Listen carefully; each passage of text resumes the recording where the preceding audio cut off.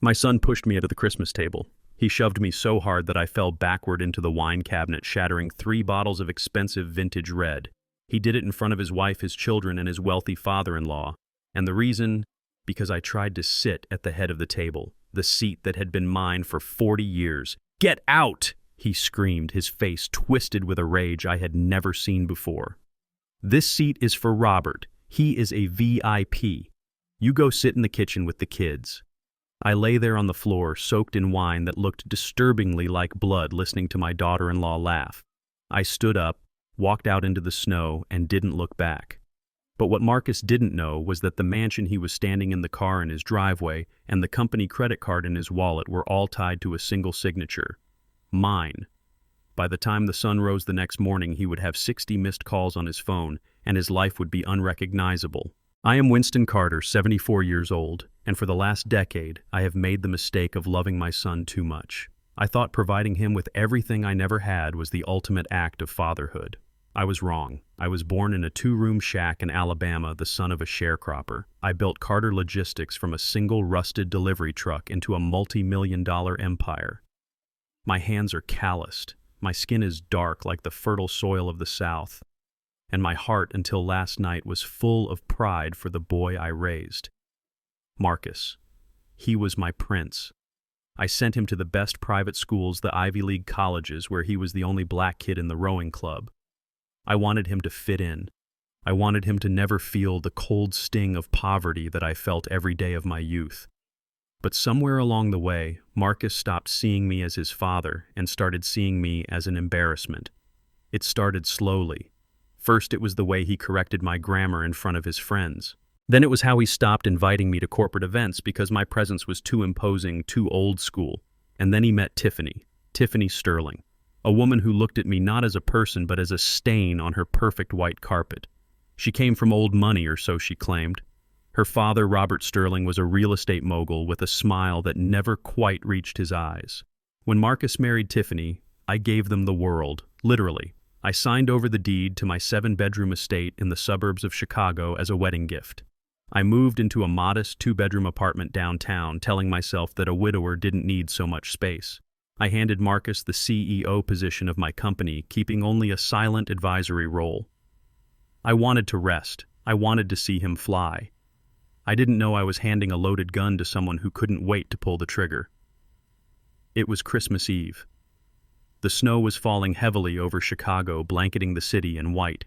I drove my old Ford pickup truck up the long, winding driveway of the estate. The house looked magnificent, lights draped over every tree, a golden wreath on the massive oak door. I felt a swell of nostalgia. I remembered when I bought this land. I remembered carrying Marcus on my shoulders through the framing of the house before the drywall was even up. This place was built on my sweat. I parked my truck off to the side, knowing Tiffany hated seeing it next to her Range Rover and Robert's Porsche. I grabbed the gifts from the passenger seat.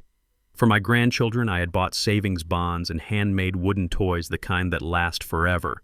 For Marcus, I had a vintage watch that belonged to my grandfather. I brushed the snow off my coat and rang the bell. The door was opened by a catering staff member I didn't recognize. Inside the house smelled of pine needles and expensive perfume. The foyer was filled with guests, mostly Tiffany's friends and Robert's business associates. They held crystal flutes of champagne, chattering about ski trips to Aspen and summer homes in the Hamptons. When I walked in, the conversation didn't stop, but the energy shifted. Eyes darted toward me and then quickly away. I was the elephant in the room, the old black man in the outdated suit standing in the marble hallway of a house he paid for. Tiffany glided over. She was wearing a silver dress that probably cost more than my first car. "Oh, Winston," she said, her voice dripping with fake sweetness. "You made it. We weren't sure if the roads would be too much for your vehicle." She didn't offer to take my coat. She didn't hug me. She just gestured vaguely toward the living room. "Put the gifts under the tree in the corner, the back corner. We need the front for the photo shoot later." I swallowed my pride. It's Christmas, I told myself. Do it for Marcus. I did as I was told. I saw Marcus across the room laughing at a joke Robert was telling. Robert sat in my favorite leather armchair, a cigar in one hand, a glass of scotch in the other. He looked like the king of the castle. Marcus looked up and saw me. His smile faltered for a second, replaced by a look of anxiety. He gave me a quick, tight nod and turned back to Robert. Dinner was announced. We moved into the dining room. The table was a masterpiece of china and silver. There were 20 seats. I looked for my place card. Usually in every family gathering since Marcus was born, I sat at the head of the table. It wasn't about ego. It was tradition. The father, the provider, sits at the head. It was a sign of respect. I walked toward the head of the table. The chair was high-backed, upholstered in velvet. I reached out to pull it back. Suddenly, a hand clamped onto my wrist. I looked up. It was Marcus. His grip was tight, painful. His eyes were wide with panic and anger. "What do you think you are doing, Dad?" He hissed, his voice low but cutting through the ambient noise of the room. I looked at him confused. "I am sitting down for dinner, son. This is my seat." "No," Marcus said louder this time. The room went quiet. The clinking of silverware stopped. 20 pairs of eyes fixed on us. "That is not your seat. Not tonight." I tried to pull my arm away, but he held on. "Then where am I sitting?" I asked, my voice calm, though my heart was hammering against my ribs. Marcus pointed to the far end of the room, past the main table, to a small folding card table set up near the swinging door to the kitchen. "The kids' table." "You are sitting there," Marcus said. "We have important guests tonight. Robert needs to sit here. He is the guest of honor. He is a VIP investor, Dad. We are closing a deal tonight. I need him to feel respected." I looked at Robert. He was standing a few feet away, watching this spectacle with a smirk playing on his lips. He didn't offer to move. He didn't say, "Oh no, please, Mr. Carter, take your seat." He just waited to claim his throne. I looked back at my son, the boy I taught to ride a bike, the boy I held when he cried over his first heartbreak, the boy I gave a company to. "Marcus," I said, keeping my voice steady, "I paid for this table. I paid for the chair you are standing next to. I paid for the food we are about to eat. I am your father. I am not sitting at the kids' table." I tried to step around him to sit down. That was when it happened. Marcus didn't just block me. He shoved me. He placed both hands on my chest and pushed with all his strength. "Get out!" he screamed. The force took me by surprise. I am 74 years old. I am strong, but my balance isn't what it used to be. I stumbled backward. My feet tangled in the thick Persian rug. I flailed my arms, trying to catch myself, but there was nothing to grab. I crashed into the mahogany wine cabinet behind me. The glass doors shattered. 3 bottles of red wine exploded on impact. I hit the floor hard, the wind knocked out of me. Cold wine soaked through the back of my suit instantly. Shards of glass littered the floor around my head. The room was dead silent. I lay there for a moment, stunned. My hip throbbed with a sharp, hot pain. I looked up. Marcus stood over me, his chest heaving. For a second I saw a flash of regret in his eyes, but it was quickly washed away by the humiliation of the moment. He couldn't look weak in front of Robert. Tiffany broke the silence. She let out a cruel, high-pitched laugh. "Oh my God," she said, clutching her pearls. "Marcus is right. Look at you. You are a mess. You are ruining the carpet. You are embarrassing us in front of Daddy." She turned to the guests, flashing a bright fake smile. "I am so sorry, everyone. My father-in-law has been having spells lately." He gets confused. Robert stepped forward, stepping over a puddle of wine near my leg. He sat down in the chair at the head of the table, the chair I was supposed to be in. He picked up a napkin and calmly placed it on his lap. "Well," Robert boomed, his voice authoritative, "let's not let a little spill ruin Christmas. Marcus, sit down. Let the staff clean him up." Marcus looked at me one last time. He didn't offer a hand. He didn't ask if I was hurt. He turned his back on me and sat down next to Robert. "Get him a towel," Marcus muttered to the catering staff. "And then maybe call him a cab. He should go home." I slowly pushed myself up. My hand was bleeding from a small cut where a piece of glass had grazed my palm. My suit was ruined. But my mind was clearer than it had been in 10 years. The fog of paternal love had lifted. I saw them clearly now, not as my family, but as parasites. I refused the towel the waiter offered. I stood up straight, ignoring the pain in my hip. I brushed a shard of glass off my shoulder. I looked at the table. They were already reaching for the bread rolls, trying to pretend I wasn't there. "Marcus," I said. He didn't look up. "Just go, Dad. Please." I looked at Tiffany. She was whispering something to Robert, giggling. I looked at Robert sitting in my seat, drinking my wine. I didn't scream. I didn't curse. I simply buttoned my wine-stained jacket. "Very well," I said. My voice was low, deep, the voice that had commanded union meetings and boardroom negotiations for 40 years. "Merry Christmas, everyone. Enjoy the meal. It will be the last one you enjoy in this house." They didn't hear the threat. They only heard an old man accepting defeat. Tiffany rolled her eyes. "Bye, Winston." I turned and walked to the door. The cold air of the hallway hit me. I opened the heavy oak door and stepped out into the blizzard. The wind bit at my face, freezing the tears I refused to let fall. I climbed into my truck. The engine roared to life, a rough, reliable sound. I sat there for a moment, gripping the steering wheel until my knuckles turned white. I looked at the house one last time. Through the large bay window, I could see them toasting. Marcus was raising a glass to Robert. I reached into my pocket and pulled out my phone. I didn't call a cab. I didn't call a doctor.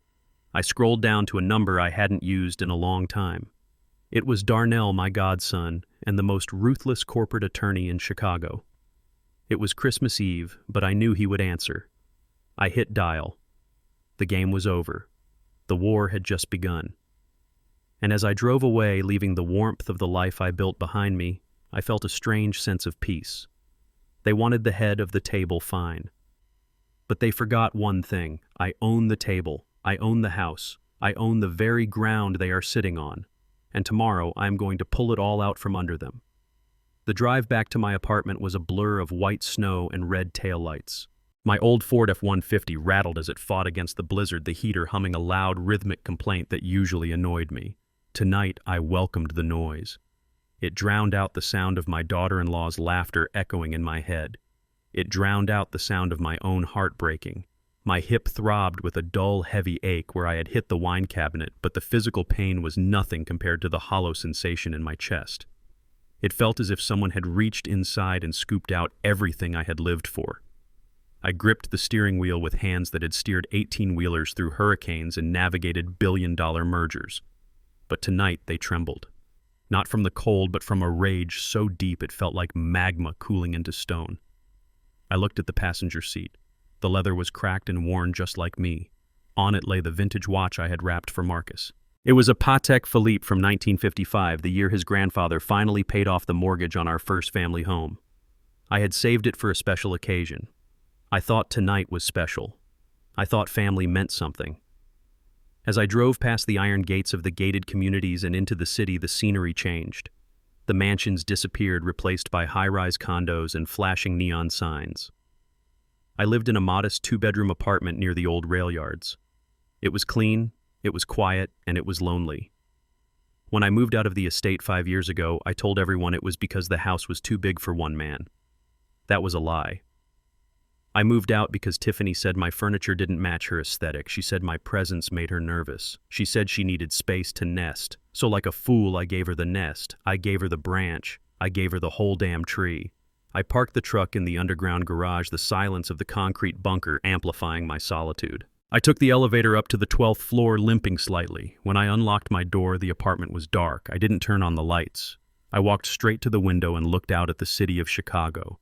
The snow was covering the grime of the streets, making everything look pure and clean. It was an illusion, just like my life. I walked to the kitchen and poured myself a glass of bourbon. Cheap stuff. Not the single malt scotch Robert was undoubtedly sipping right now in my chair. I sat down on my sofa and stared at the phone on the coffee table. It sat there like a loaded weapon. I knew he would text. Marcus was a coward, and cowards always text because they can't handle the sound of a voice they've betrayed. 10 minutes later, the screen lit up. One new message from Marcus. I picked it up, my thumb hovering over the screen. Part of me, the pathetic fatherly part of me, hoped for an apology. I hoped to read, "Dad, I am so sorry. I lost my mind. Please come back. I will kick Robert out." I opened the message. "Dad, please don't be dramatic about tonight. You know how important this deal with Robert is for the company." I had to flatter him. He is old school. He needs to feel like the patriarch to sign the check. You taking the fall was necessary collateral. Bumping you to the kid's table isn't a death sentence. You have to understand business requires sacrifice. Just cool off and we can grab lunch next week. Don't ruin this for me. I read it twice, then a third time. Business requires sacrifice. The audacity of those words almost made me laugh. Sacrifice. He was lecturing me about sacrifice.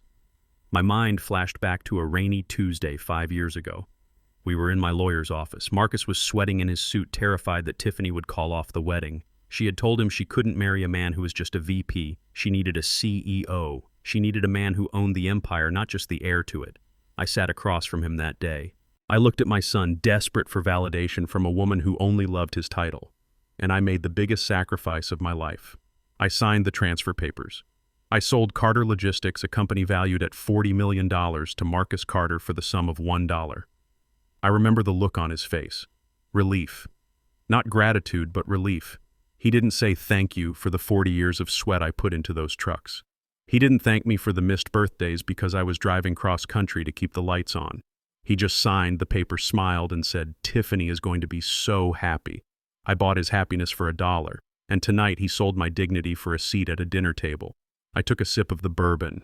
It burned going down, waking me up. He thought I was retired. He thought I was just an old man collecting a pension, watching TV, and waiting to die. He thought the transfer of ownership was absolute, but Marcus was never good at reading the fine print. He was always the visionary, never the details man. That was why I always handled the contracts. And on that day 5 years ago, I had added a clause, a safety net, a nuclear option. I called it the Omega Protocol. It was hidden on page 42 of the transfer agreement under the section labeled Beneficiary Conduct and Moral Turpitude. It stated that while Marcus held the title of CEO and the public shares, the Class B voting shares, the shares that actually controlled the assets, the bank accounts, and the liquidity remained in a blind trust. And the sole trustee of that trust was Winston Carter. The clause was simple.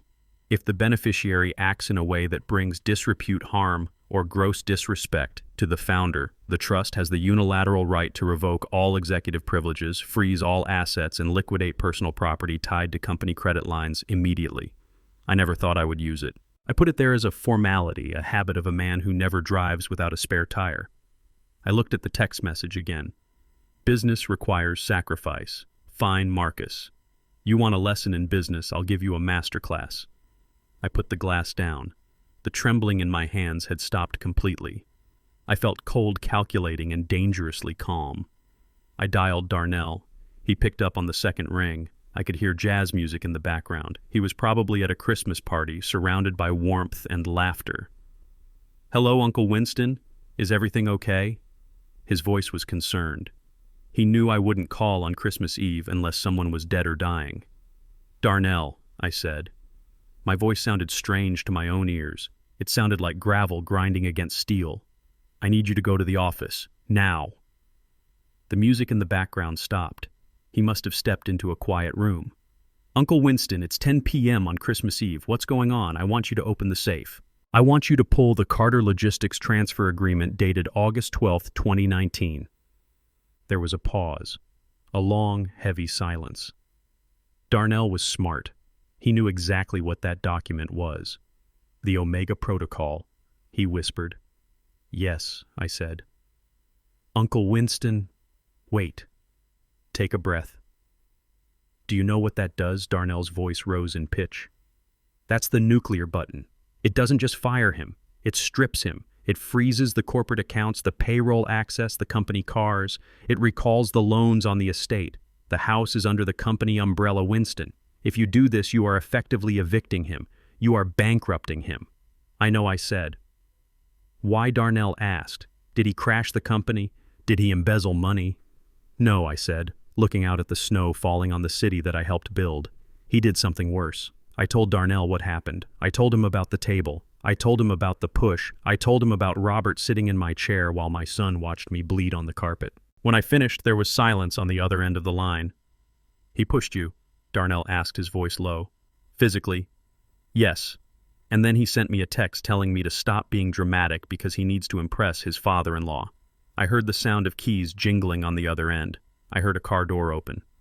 "I'm on my way to the office," Darnell said. His tone had changed. The hesitation was gone. It was replaced by the cold efficiency of a prosecutor. Good, I said. But Uncle Winston Darnell added one last check. Once I file this injunction digitally, the banks will trigger the freeze at midnight. By tomorrow morning, his credit cards will be plastic scrap. His access to the building will be revoked. The repo teams will be notified about the cars. This is total war. There is no coming back from this. Are you absolutely sure? I looked at the empty apartment. I looked at the bruise forming on my hip. I looked at the text message one last time. Business requires sacrifice. He pushed me, Darnell, I said, my voice barely a whisper, yet loud enough to bring down an empire. He pushed me down to the floor. Now I am going to push him out of my life. Execute it. I hung up the phone. I walked back to the window. Somewhere in the suburbs, in a house that I paid for, Marcus was probably raising a glass of champagne, thinking he had secured his future. He was probably laughing with Tiffany, feeling powerful, feeling like a king. Sleep tight, my son, I whispered to the cold glass. Because when you wake up, the castle will be gone. The city of Chicago sleeps at 2 a.m, but the law offices of Darnell and Associates were wide awake. The fluorescent lights hummed with a low clinical buzz that felt harsh against my tired eyes. I sat in a leather chair that cost more than the truck I drove to get here, staring at a mahogany conference table covered in files. My hip was still throbbing, a rhythmic reminder of the humiliation I had suffered just hours before. Every time I shifted my weight, the pain shot up my spine, fueling the fire that was burning in my gut. Darnell sat across from me, his tie loosened, his sleeves rolled up, looking at a computer screen with an expression of pure disbelief. He had been my godson for 30 years and my attorney for 10, but tonight he looked at me as if I were a stranger. He clicked a mouse, scrolling through pages of digital contracts. Uncle Winston, he said, his voice cutting through the silence. I am looking at the corporate structure of Carter Logistics. I thought I knew this company inside and out, but this, I didn't know about the Class B shares. How did you keep this hidden? I took a sip of the lukewarm water he had poured for me. I didn't hide it, Darnell. I just didn't advertise it. When I stepped down as CEO, everyone focused on the title transfer. Marcus got the corner office. He got the magazine covers. He got the public glory. But I kept the voting rights, 51%. Darnell shook his head, a mixture of shock and admiration on his face. So technically Marcus is an employee, a very highly paid employee with a fancy title, but he serves at the pleasure of the majority shareholder, which is you. Exactly, I said. And tonight the majority shareholder is not pleased. Darnell typed something on his keyboard. Okay, if we execute the Omega Protocol, we are effectively firing the CEO for cause. The cause being moral turpitude and actions detrimental to the founder. That allows us to bypass the severance package. He gets nothing. No golden parachute, no stock options. He walks away with the clothes on his back. Not just the clothes, I corrected him. Pull up the personal expense accounts.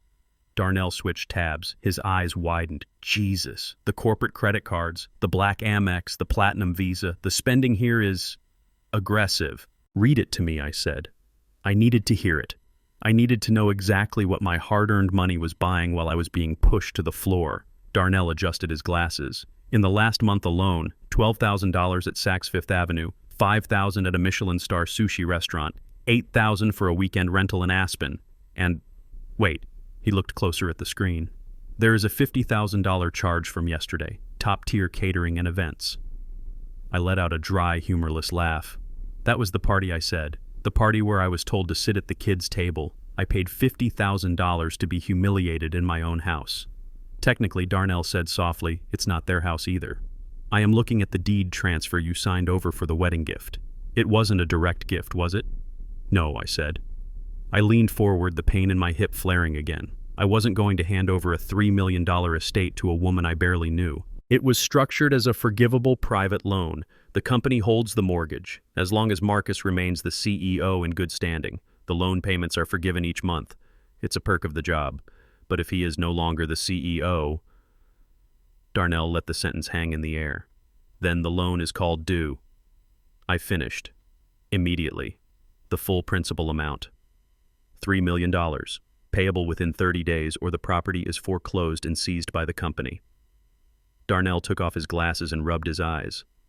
Uncle Winston, do you realize what you are doing? You aren't just cutting him off. You are dismantling his entire existence. Marcus has no savings. I handle his taxes. He lives paycheck to paycheck even with a $500,000 salary. Tiffany spends it faster than he earns it. If you do this by tomorrow morning, they will be destitute. I stood up and walked to the floor-to-ceiling window. Below us, the city lights twinkled like diamonds. It looked peaceful. It looked deceptive. Darnell, I said, not turning around. Do you remember when Marcus was 10 years old? He wanted a bicycle, a specific red BMX bike. It was expensive. I made him work for it. He swept the warehouse floors for 3 months. When he finally bought that bike, he treated it like gold.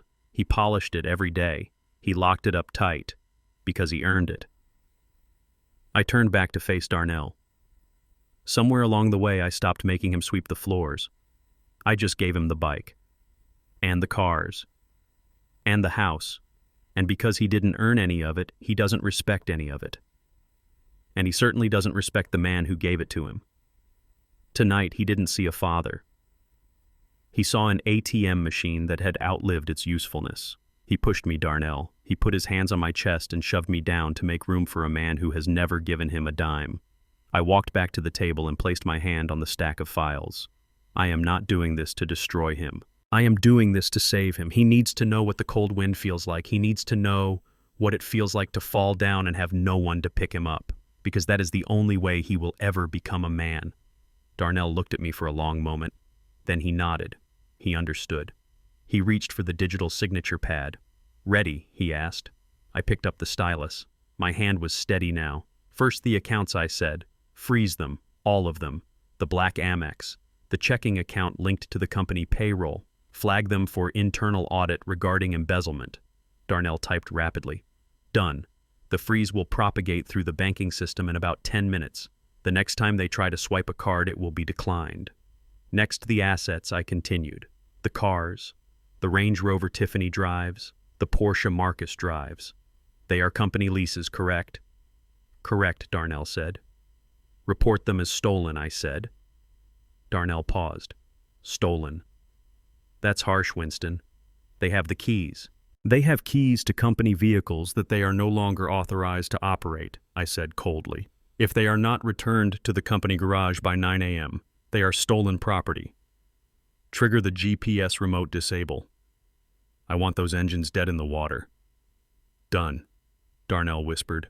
And finally, I said, looking at the document that would hurt the most. The house. Issue the notice of default. I ordered, send a courier to the mansion at 8 a.m. sharp. I want it served while they are having their morning coffee. Tell them they have 30 days to pay $3 million or vacate the premises. Darnell hit the final key. The printer in the corner whirred to life, spitting out the legal notices that would end my son's life as he knew it. It was a mechanical sound, rhythmic and final. I checked my watch. It was 2:45 in the morning. It's done, Darnell said. He looked exhausted. You should go home and get some sleep, Uncle Winston. I picked up my phone. It was still silent. No more texts. No calls. They were probably asleep, warm in their king-size beds, dreaming of the money Robert was going to bring them. Dreaming of the empire they thought they ruled. I powered the phone down. I watched the screen go black. I am not going home, I said, putting on my coat. I am going to a diner. I am going to have a cup of coffee and wait for the sun to come up. I walked to the door, then stopped. You asked me if I was sure, Darnell. He looked up. I have never been more sure of anything in my life. You see, money is a loud thing. It screams for attention. It buys friends. It buys respect. It buys seats at the head of the table. But poverty is quiet. It forces you to listen. I opened the door. Let's see what Marcus hears when the silence sets in. Let's see how much love is left in that house when there is no money left to fund their egos. I stepped out into the hallway. The elevator arrived with a soft ding. I stepped inside and pressed the button for the lobby. As the doors closed, sealing me off from the legal battlefield I had just commanded, I didn't feel triumph. I felt a deep, aching sorrow. But beneath the sorrow there was steel. The lesson had begun. The sun rose over Chicago with a brilliance that felt almost mocking. It was Christmas morning. The world outside was covered in a pristine blanket of white snow reflecting the sunlight in blinding glimmers. Inside my small apartment, the air smelled of Folgers coffee brewing in an old drip machine. It was a humble smell, one that reminded me of the mornings before the millions, before the mansions, and before the betrayal. I sat at my small kitchen table wearing my flannel robe and took a sip from a chipped mug that said "World's Best Dad." I looked at the mug for a long time, tracing the faded letters with my thumb. Then, with a heavy sigh, I pushed it aside. The irony was too bitter even for black coffee. My phone sat on the table next to the sugar bowl. It had been vibrating incessantly since 7 a.m., dancing across the wood like a nervous beetle. I hadn't turned the ringer on. I didn't need to hear the noise to know what panic sounded like. I picked it up and tapped the screen. The notifications cascaded down like a waterfall of desperation. 60 missed calls, 45 from Marcus, 15 from Tiffany, and a barrage of text messages that evolved from confusion to anger to pure, unadulterated vitriol.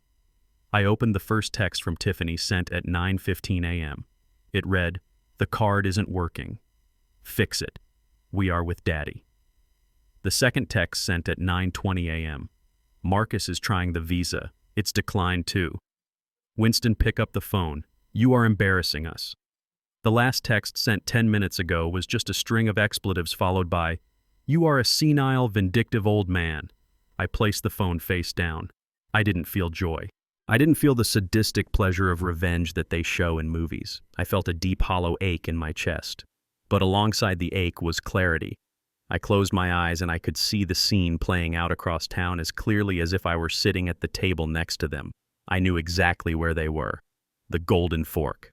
It was Robert's favorite brunch spot, the kind of place where an omelet cost $30 and the waiters wore white gloves. They would have walked in with their heads held high, projecting the image of the perfect power couple. Marcus in his Italian suit, Tiffany dripping in diamonds that I had essentially paid for, and Robert, the guest of honor, soaking up the attention.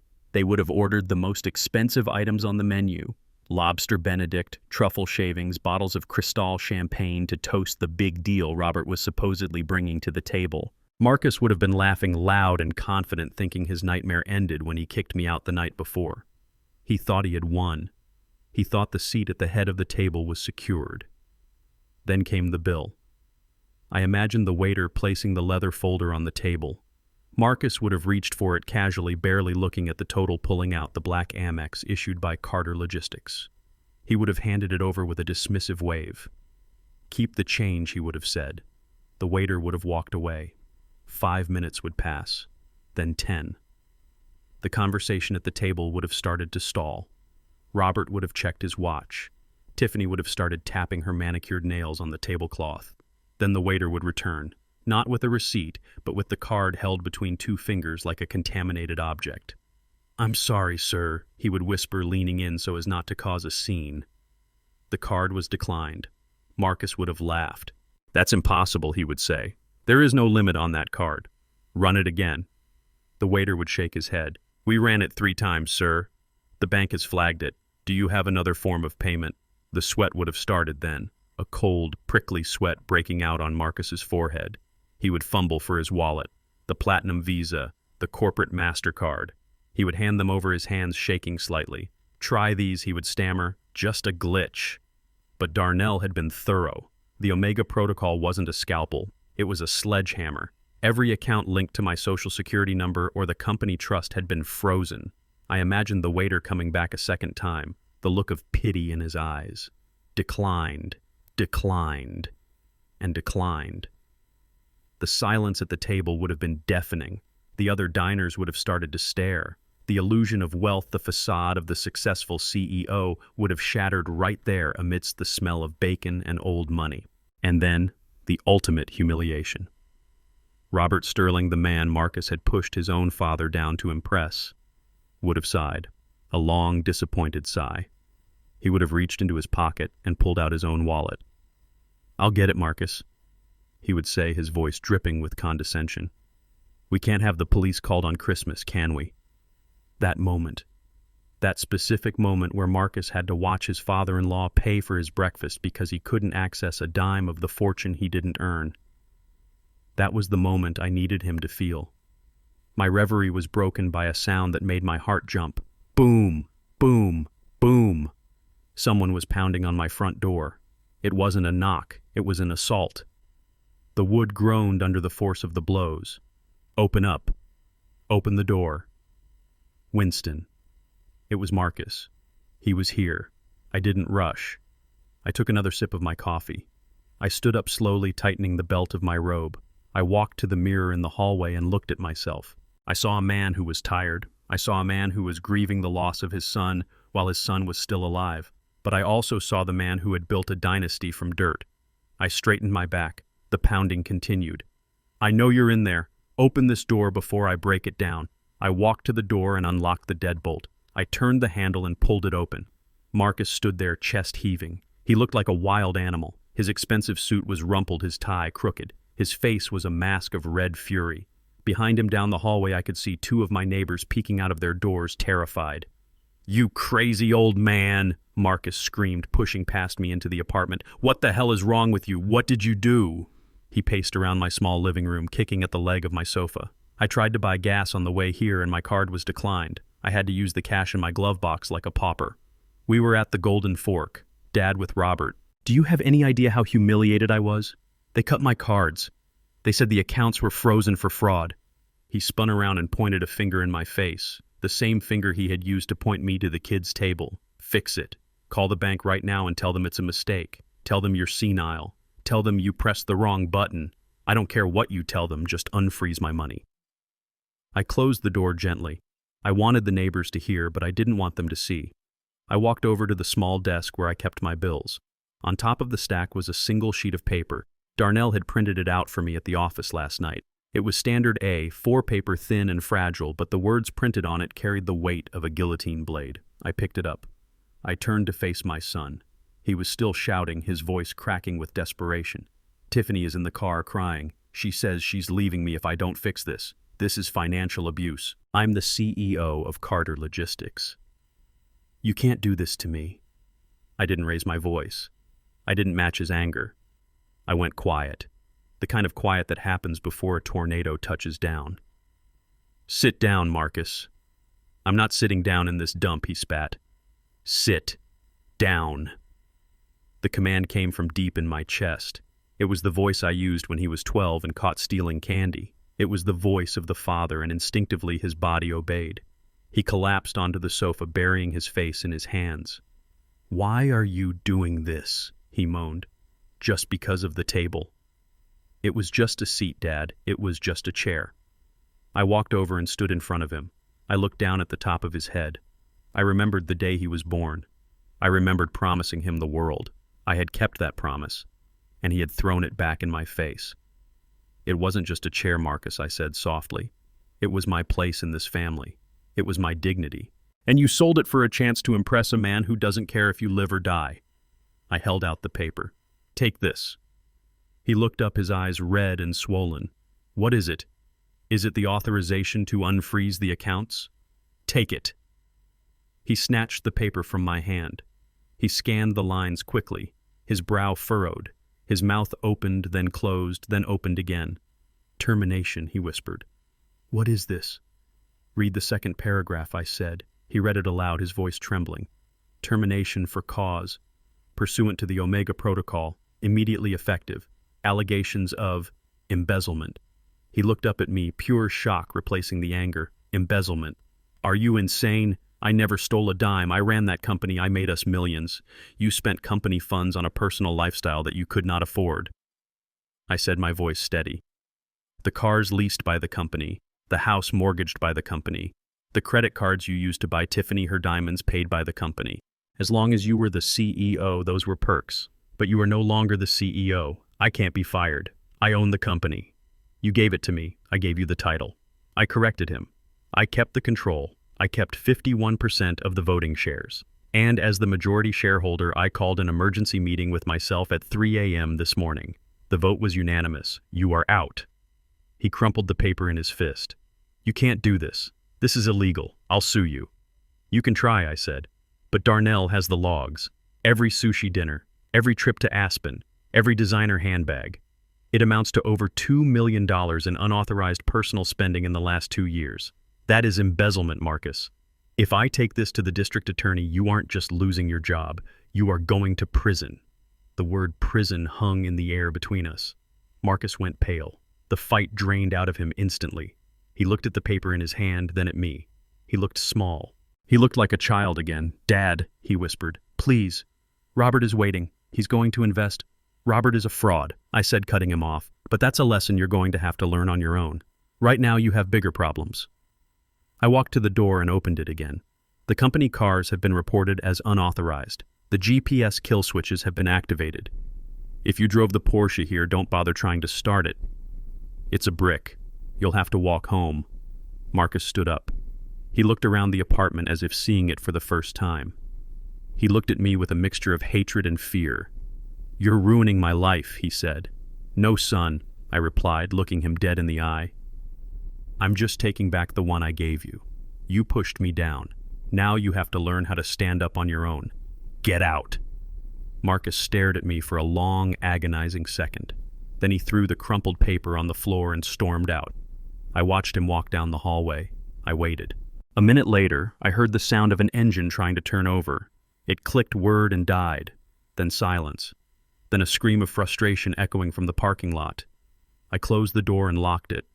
I picked up the crumpled paper from the floor and smoothed it out. I placed it on the table next to my coffee. The coffee was cold now.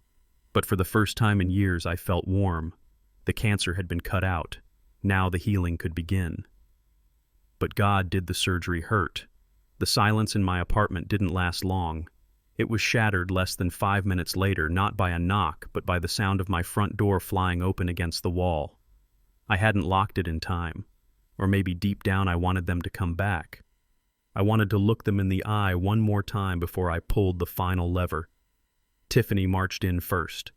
The cold wind from the hallway followed her, but it was nothing compared to the ice in her eyes. She was wearing a white fur coat that probably cost more than my entire apartment complex. Her makeup was smeared slightly, likely from the tears she had shed in the car, but her rage had dried them up. Marcus trailed behind her, looking less like a CEO and more like a frightened puppy hiding behind its mother. He was holding the termination letter I had given him, waving it in the air as if it were a dirty tissue. He wasn't crying anymore. He was laughing. It was a manic, high-pitched laugh that bounced off the walls of my small living room. "You are losing it, Dad," Marcus said, tossing the paper onto my coffee table. "You are actually losing your mind. You can't fire me. You can't terminate me." Do you know why he stepped closer, invading my personal space, smelling of expensive cologne and fear? "Because I own the company," he spat. "I bought it. Remember 5 years ago? We signed the papers. I paid you. It's mine. You are just a senile old man sitting in a rented apartment trying to play boss. You have no power here. None." Tiffany stepped up beside him, crossing her arms. She looked around my apartment with a sneer of absolute disgust. Her eyes lingered on my old recliner, the bookshelf filled with paperbacks, the simple kitchen. "Look at this place," she said. "It smells like mothballs and failure. And you think you can dictate our lives? You think you can ruin our Christmas?" She took a step toward me, her voice dropping to a venomous whisper. "Listen to me, old man. Marcus is being nice. I won't be. If you don't unfreeze those accounts right now, we aren't just going to ignore you. We are going to bury you." I stood my ground. I didn't blink. I had stared down union bosses who threatened to break my legs in the 80s. I wasn't afraid of a woman whose hardest day of work was choosing between a latte and a cappuccino. "Bury me," I asked calmly. "Is that the plan?" "Oh, it's not a plan. It's a promise," Tiffany hissed. "My father is furious. Do you know who Robert Sterling is? He eats little trucking companies like yours for breakfast. He has lawyers who cost more an hour than you made in a year." She poked a manicured finger into my chest. "We are going to declare you mentally incompetent. That's what we're going to do. We'll tell the judge you're suffering from dementia, that you're paranoid, that you're a danger to yourself and the business. And you know what happens then?" She smiled, a cruel twisting of her lips. "We take power of attorney. We put you in a home, not a nice one, Winston. One of those state-run facilities where the nurses ignore you and the food tastes like cardboard. And while you rot there, Marcus and I will sell your precious company, bulldoze this dump of an apartment, and live the life we deserve."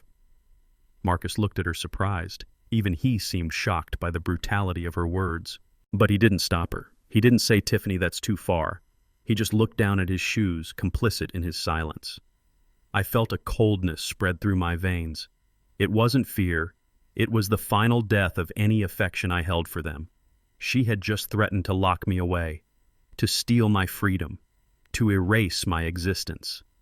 I looked at Marcus. "Is that what you want, son? To put your father in a cage?" Marcus looked up, his face hardening. "I want my company back, Dad. If you stand in the way, then you leave us no choice." I nodded slowly. I walked over to the small safe I kept in the corner of the room. I spun the dial. Left to 10. Right to 24. Left to 5. The heavy click of the lock opening was the only sound in the room. I reached inside and pulled out a single framed object. It wasn't a stack of money. It wasn't a gun. It was a $1 bill. I held it up. It was framed in cheap black plastic. On the bottom, in Marcus's handwriting, it said, "The price of an empire." "Do you remember this, Marcus?" I asked. He rolled his eyes. "Yeah, the dollar I paid you for the company. Proof that it's mine. A legal transaction. Consideration paid. Contract closed." I walked over to the table and placed the frame face down. Then I picked up a file folder from the safe. "You always were lazy with the reading, Marcus," I said. "You were so excited to be called CEO, so desperate to show this woman that you were a big shot that you didn't read the contract. You just signed where the little sticky note told you to sign." I opened the folder. "Page 42, I said. Clause 7A. The moral turpitude and founder respect clause." I began to read aloud. My voice was steady, filling the room. "In the event that the purchaser defined herein as Marcus Carter engages in conduct that is deemed grossly disrespectful, abusive, or physically harmful to the founder, Winston Carter, or if the purchaser misuses company funds for personal gain in excess of $50,000. I paused and looked up at them. Tiffany's smirk was faltering. Marcus had gone pale. "Then this agreement of sale is rendered null and void ab initio, meaning from the beginning. The ownership reverts entirely to the founder. The $1 payment is to be returned, and the purchaser is immediately removed from all leadership positions without severance." I closed the folder with a soft snap. I reached into my pocket and pulled out a wrinkled dollar bill. I smoothed it out on the table next to the termination letter. "Here is your dollar back, Marcus." The room was silent. The air felt heavy, suffocating. Marcus stared at the dollar bill as if it were a poisonous snake. That's not real," he stammered. "That's a fake clause. You just made that up." "It's notarized," I said. "It's filed with the state. And Darnell has already sent copies to the board of directors and the bank. It's over. You don't own the company. You never really did. You were just leasing it, and you broke the lease the moment you put your hands on me last night." Tiffany let out a scream of frustration. She grabbed the frame with the dollar bill and smashed it on the floor. Glass shattered everywhere, mixing with the memory of the wine bottles from the night before. "I don't care about your stupid contracts," she yelled. "You think a piece of paper scares me? My father is Robert Sterling. He has millions. He has connections." She turned to Marcus, grabbing his lapels and shaking him. "Don't listen to him, Marcus. He's bluffing. He's just a pathetic old man trying to scare us. We are going to sue him. My dad will hire the best legal team in Chicago. We will crush him." She turned back to me, her eyes blazing. "You think you've won? You haven't won anything. My father is going to buy your pathetic little trucking company. He's going to buy it, strip it for parts, and fire every single one of your loyal drivers. He's going to leave you with nothing. And when you are broke and homeless, don't come crawling to us." I looked at her. I looked at the hatred in her face. And for the first time, I felt a flicker of amusement. She was playing a poker game, betting everything she had. But she didn't know I had seen her cards. She didn't know that I had spent the last 3 hours with a private investigator's report on her precious father. "Go ahead, Tiffany," I said softly. "Call him. Tell him to buy the company." I walked to the door and held it open. "But before you do, you might want to ask your father why his last 3 development projects have stalled. Ask him why the SEC sent a subpoena to his office last week." Tiffany froze. Her mouth opened, but no sound came out. What she whispered. I leaned against the doorframe, crossing my arms. "I'm just an old man, right? A senile old man. But even I know that when a man needs to borrow money from his son-in-law's company credit card to pay for a brunch, he isn't exactly a tycoon." "Get out of my house," I said, my voice hardening into steel. Tiffany stared at me, her face losing all its color. She looked at Marcus, then back at me. She didn't have a witty comeback this time. She grabbed Marcus's arm, her fingernails digging into his suit jacket. "Come on," she muttered, dragging him toward the door. "We're leaving. We're going to Daddy. He'll fix this. He'll destroy you." Marcus looked at me as he passed. He looked at the dollar bill on the table. He looked at the shattered glass. He looked like he wanted to say something, but the fear of his wife was stronger than the love for his father. He lowered his head and walked out. I slammed the door behind them. I locked the deadbolt. I leaned my forehead against the cold wood and closed my eyes. The war had started. They were going to come at me with lawyers. They were going to come at me with lies. They were going to rely on Robert Sterling to be their savior. I walked back to the table and picked up the wrinkled dollar bill. I folded it neatly and put it in my pocket. I walked to the window and watched them get into Tiffany's car. I watched them argue. I watched Tiffany screaming at Marcus, hitting the dashboard. I took a deep breath. "You are waiting for Robert to save you," I whispered to the empty room. "But you don't realize that Robert is the one who is drowning, and he is going to pull you both down with him." I picked up my phone and dialed Darnell. "Get the legal team ready," I said, "and call the private investigator back. I want everything on Robert Sterling, every bank account, every loan, every lie. If they want to threaten me with a shark, I'm going to show them that their shark has no teeth." I hung up. I wasn't the victim anymore. I was the hunter. And the hunt was just beginning. The papers arrived on a Tuesday morning, delivered by a courier who looked too young to be carrying the weight of a family's destruction in his messenger bag. He wouldn't look me in the eye when he handed me the thick manila envelope. He mumbled an apology as if he knew that inside that envelope lay the final severance of a bond between father and son. I didn't blame him. I took the envelope into my kitchen and slid it open with a dull butter knife. The heading was bold and aggressive. Marcus Carter versus Winston Carter. Petition for emergency, injunctive relief, and constructive trust. I read through the legal jargon. My son had hired a downtown firm known for two things: expensive retainers and aggressive tactics. They were painting a picture of me that was unrecognizable. The lawsuit claimed I was suffering from cognitive decline. It claimed I had acted with malice to sabotage the company's reputation. It claimed that the Omega Protocol was an invalid instrument signed under duress. It was a masterpiece of fiction. Marcus was trying to sue his way back into the CEO's chair because he knew he couldn't earn his way back. I called Darnell immediately. He had already received a digital copy. He laughed. It was a dark, dry laugh. "Winston, this is desperate," he said. "They are filing for an emergency hearing to unfreeze the assets. They claim Marcus can't pay his mortgage or buy food." "Let them file," I said. "But while they play games in the courtroom, I am going to the one place where paper threats don't matter. I am going to the yard."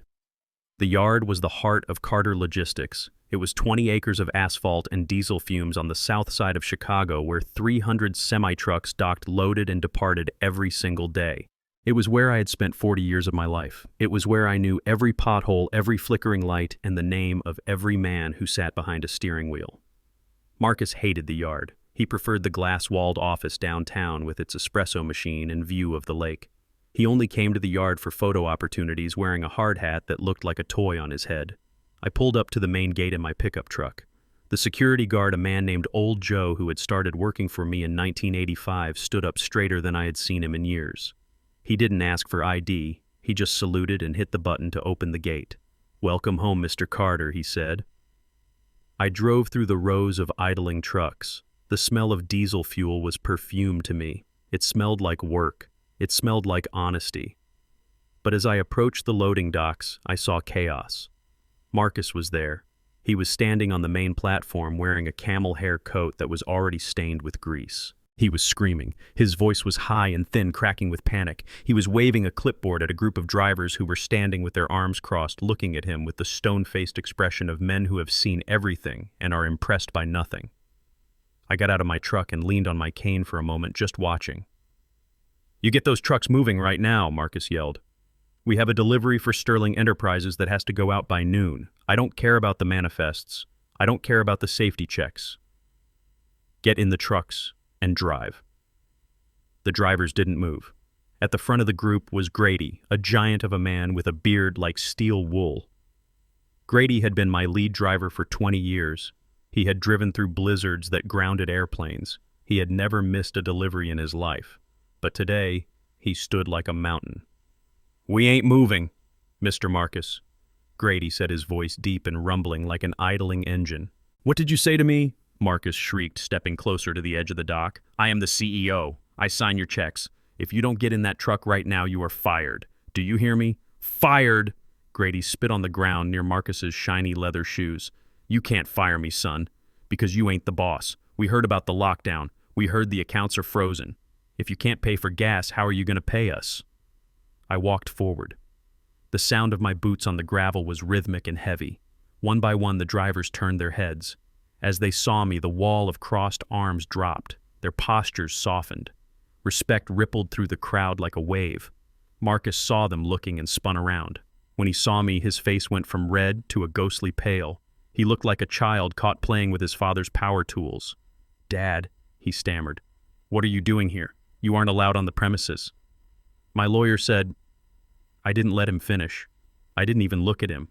I walked past him and climbed the stairs to the dock. I stood next to my son, but I felt miles above him. I looked at Grady. I looked at the men. "Morning, gentlemen," I said. My voice wasn't loud, but it carried across the yard, cutting through the wind. "Morning, Mr. Carter," the men replied in unison. I turned to Marcus. He was trembling. He was trying to push a shipment out, a shipment to Sterling Enterprises, Robert's company.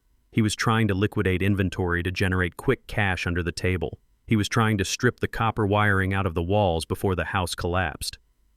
I looked at the clipboard in Marcus's hand. I snatched it from him. He didn't dare fight me. I scanned the manifest. High-end electronics, laptops, servers, $2 million worth of inventory marked for delivery to a warehouse in New Jersey owned by a shell company linked to Robert. "You were going to steal it," I whispered to him. "You were going to steal the inventory to pay your debts." "I'm just fulfilling an order," Marcus hissed, desperate. "It's a legitimate sale." I looked out at the fleet. "Grady!" I shouted. "Yes, sir," Grady replied, stepping forward. "Trucks 4, 5, and 6, I said, pointing to the 3 massive rigs already loaded at the bay. "Kill the engines." Marcus gasped. "You can't do that. That's breach of contract. We have a deadline. Kill the engines," I repeated louder. "Nobody leaves this yard. Lock down the cargo and get the auditor down here. Now." Grady smiled. It was a slow, satisfied smile. You heard the man, he shouted to the crew. "Shut 'em down." The sound of 3 massive diesel engines sputtering into silence was the sweetest music I had ever heard. It was the sound of authority returning to its rightful owner. Marcus stood there impotent and small in his expensive coat, watching his last desperate plan evaporate into the cold Chicago air. I turned to him. "Get in my office, Marcus. We are going to have a little chat about these invoices." He followed me like a prisoner walking to the gallows. We walked through the warehouse past the rows of shelves stacked to the ceiling. The office was exactly as I had left it 5 years ago, except for the smell. It smelled of stale cologne and fear. I sat behind the desk. My desk. I called the internal auditor, a sharp young woman named Sarah, who had been signaling me about irregularities for months, but had been blocked by Marcus. She came in 5 minutes later carrying a laptop and a stack of files. "Show him, Sarah," I said. She placed the files on the desk. Marcus stood by the window, refusing to sit. "I don't need to see this," he muttered. "Oh, I think you do," I said. Sarah opened the first file. It was a forensic accounting of the marketing budget. "Mr. Carter?" She began, her voice professional and crisp. "We found a series of recurring payments to a company called Lux Consulting Group. The invoices are vague. Consulting fees, brand management, image consulting." "How much?" I asked, leaning back in my chair. $500,000 in the last 6 months, Sarah said. I looked at Marcus. "Who is Lux Consulting Group?" He didn't answer. He was staring out the window at the trucks that weren't moving. "I'll tell you who it is," Sarah continued. "We traced the incorporation papers. The registered agent is Tiffany Sterling." The silence in the room was heavy. $500,000. $500,000 stolen from the company to pay a wife who did nothing but complain. "But that's not all," Sarah said, flipping the page. We cross-referenced the dates of the payments with Tiffany's social media activity. Every time a payment was made to Lux Consulting, she posted a photo of a new Birkin bag, a new diamond bracelet, a trip to Paris. "She wasn't consulting Marcus," I said, my voice low and dangerous. She was shopping, and she was using my company as her personal piggy bank. Marcus turned around. Tears were streaming down his face. She told me she needed the money for her business, he sobbed. She said she was building a brand. She said Robert advised her to set it up this way for tax purposes. Robert, I said, shaking my head. Always Robert. Sarah pulled out one last document. And then there are the transfers to Sterling Development. Another $500,000, labeled as advance payments for a new distribution center. We are building a new center, Marcus cried defensively. Robert found us a prime location. I looked at the address on the invoice. I knew that zip code. Sarah, bring up the satellite view of that address I ordered. She typed quickly and turned the laptop around. There was no distribution center. There was no land. It was a swamp in the middle of Florida. Your father-in-law sold you a swamp, Marcus, I said. He took $500,000 of my money and sold you mud. Marcus stared at the screen. He touched the image of the green, murky water. He collapsed into the chair in front of the desk, burying his face in his hands. I didn't know, he whispered.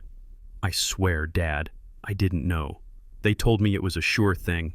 Tiffany said we were going to be billionaires. I stood up. I walked around the desk and stood over him. You are not a billionaire, Marcus. You are a thief, and you are a fool.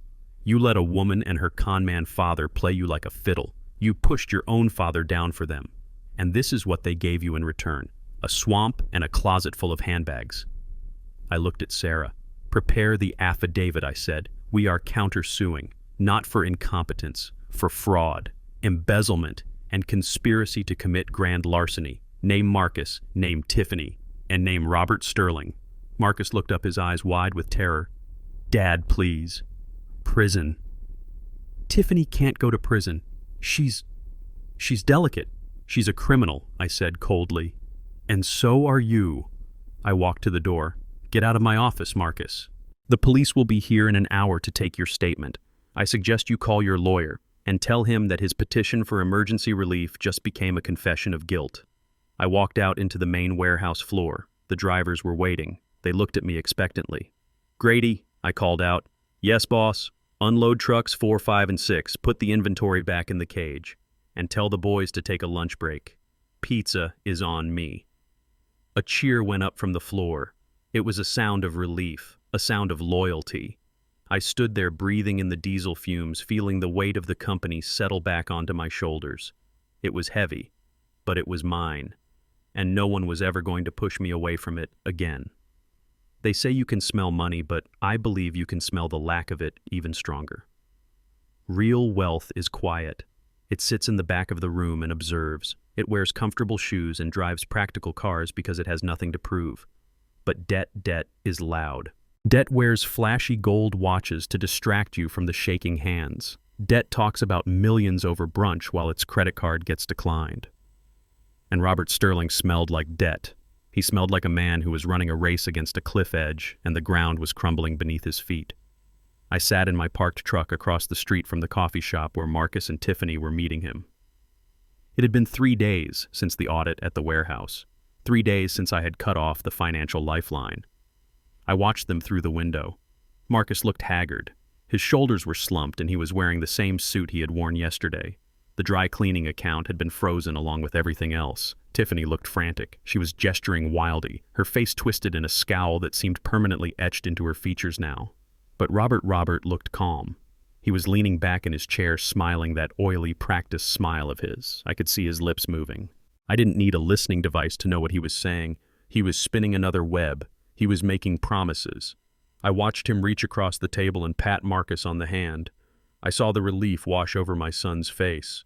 It was pathetic. It was the look of a drowning man catching a rope, not realizing the rope was attached to an anchor. My phone buzzed on the seat beside me. It was Malone.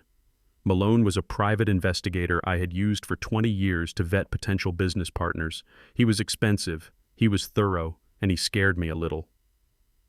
I have the package. Mr. Carter, Malone said, his voice raspy from years of chain smoking. Where do you want to meet?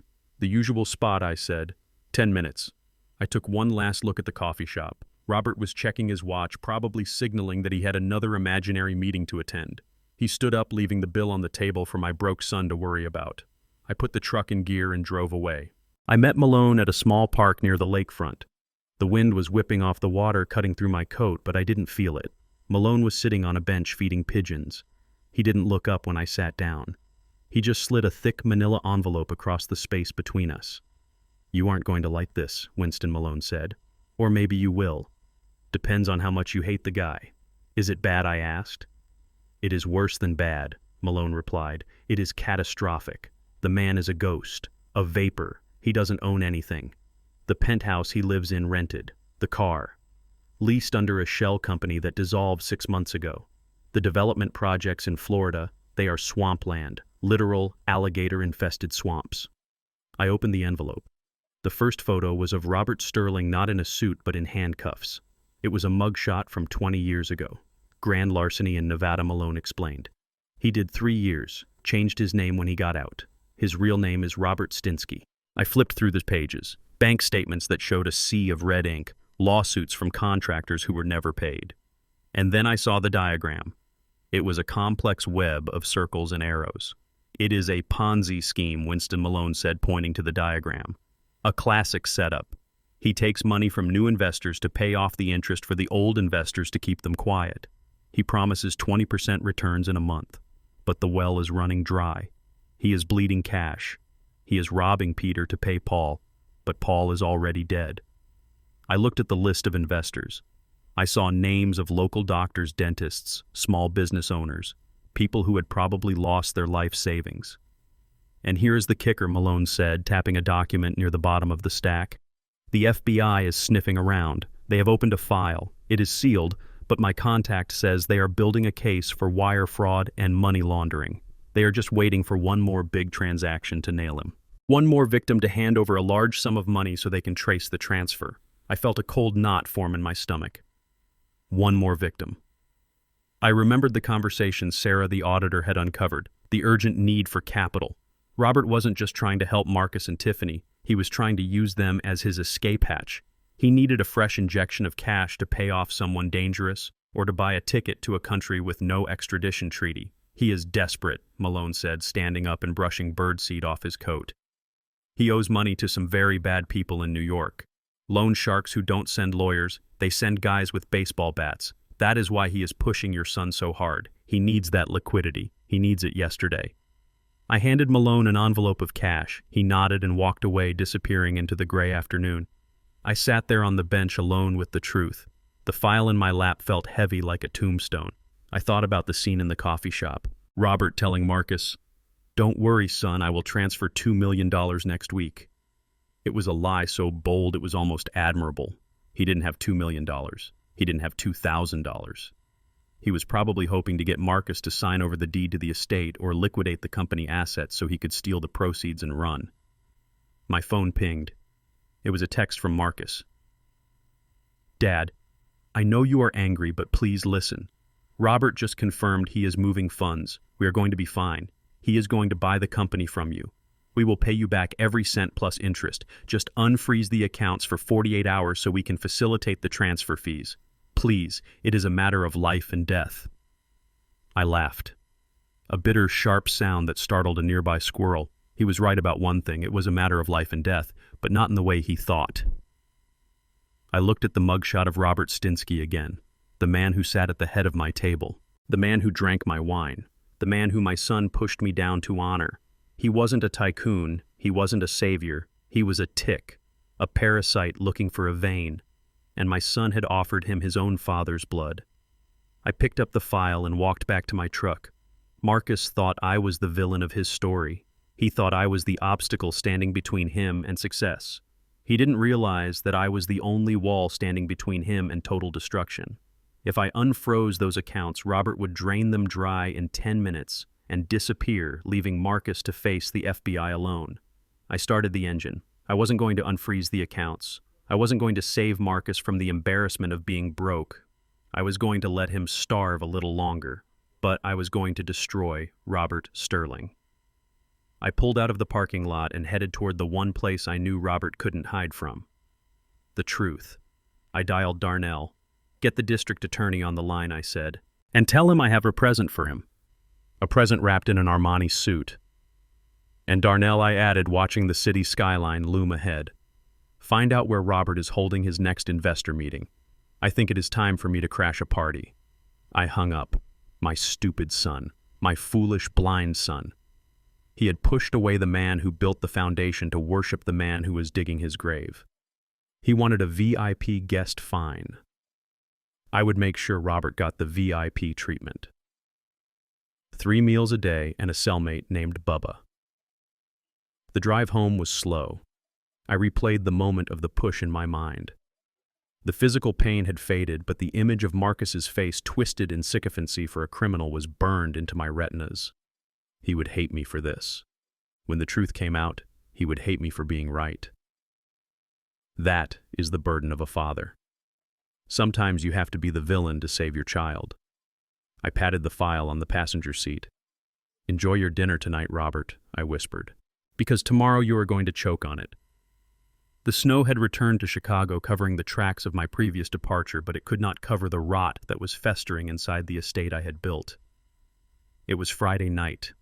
A week had passed since I was pushed to the floor. A week since I had frozen the accounts. A week since my son had learned what hunger felt like. But instead of humility, he had chosen desperation. I sat in the back of a black sedan this time, leaving my truck at the yard. Beside me sat Darnell checking his tablet. Behind us were 2 squad cars, their light bars dark for now, waiting for the signal. We were parked just outside the iron gates of the mansion. Through the tinted windows, I could see the glow of the house. It was lit up like a Christmas tree in Times Square.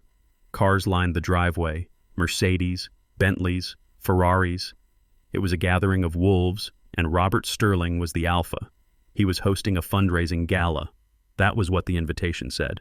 An exclusive opportunity for select investors to buy into the ground floor of Sterling Development's Florida expansion.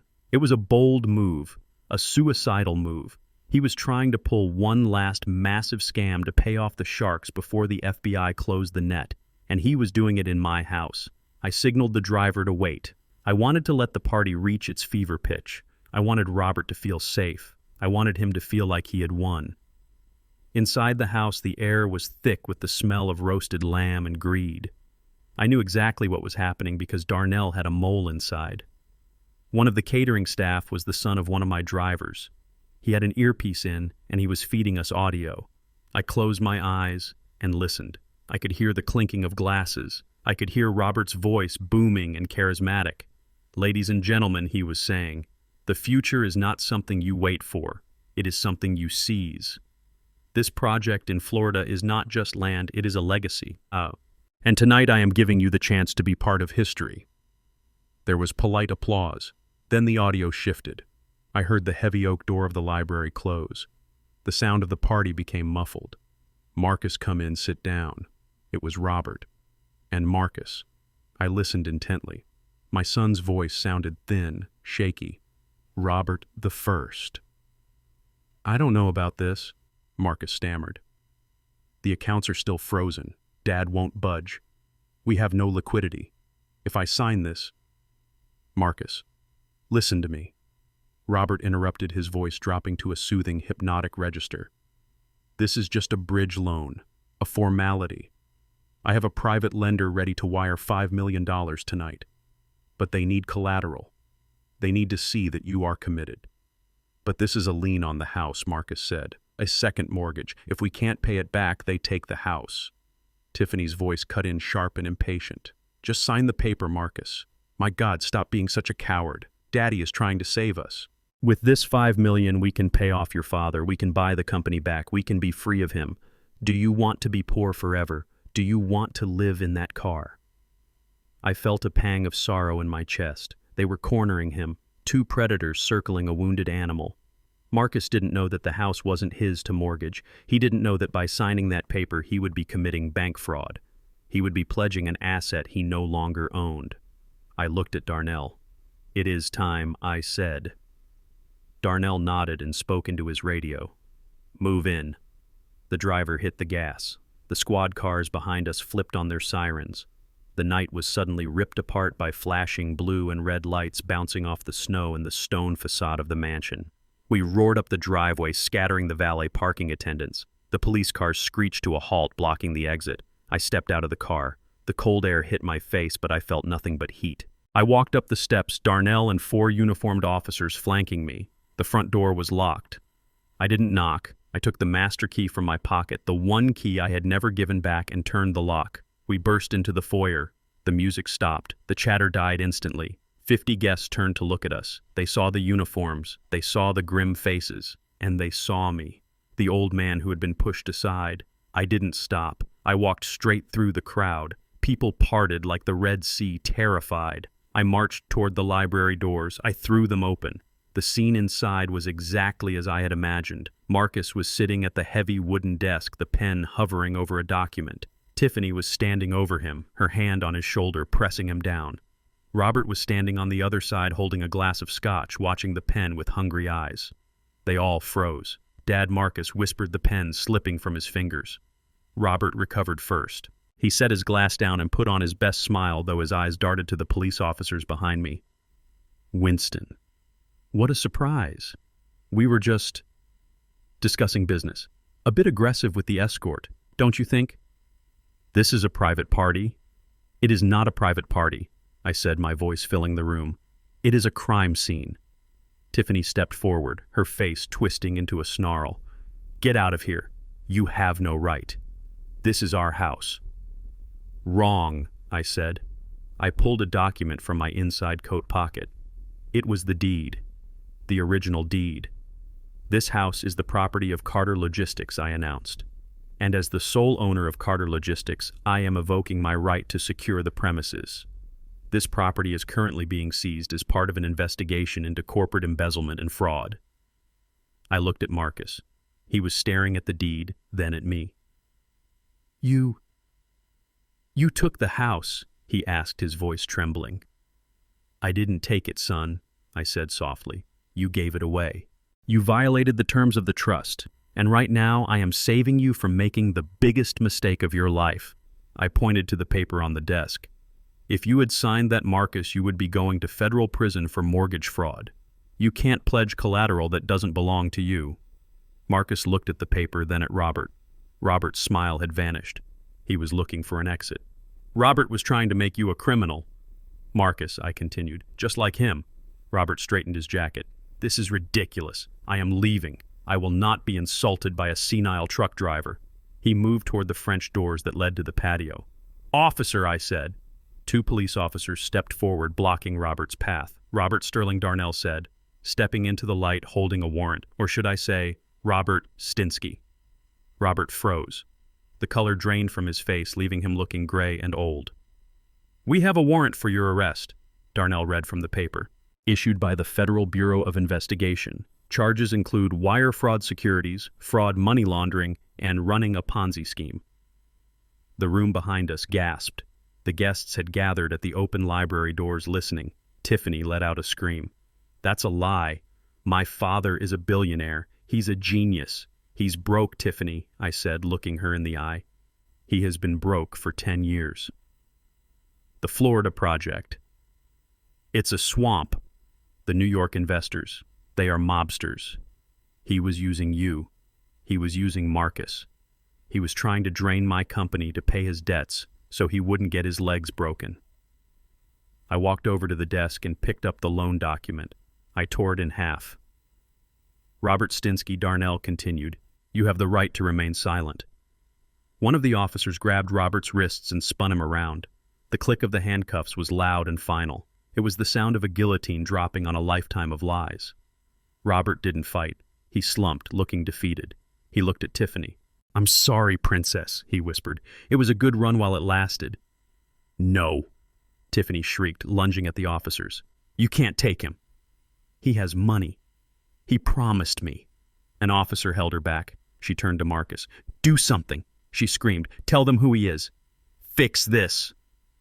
Marcus stood up slowly. He looked at his father-in-law in handcuffs. He looked at his wife, who was more concerned about the money than the crime. And then he looked at me. I saw the realization hit him. It was a physical blow. He swayed slightly. He scammed us, Marcus whispered. I didn't answer him.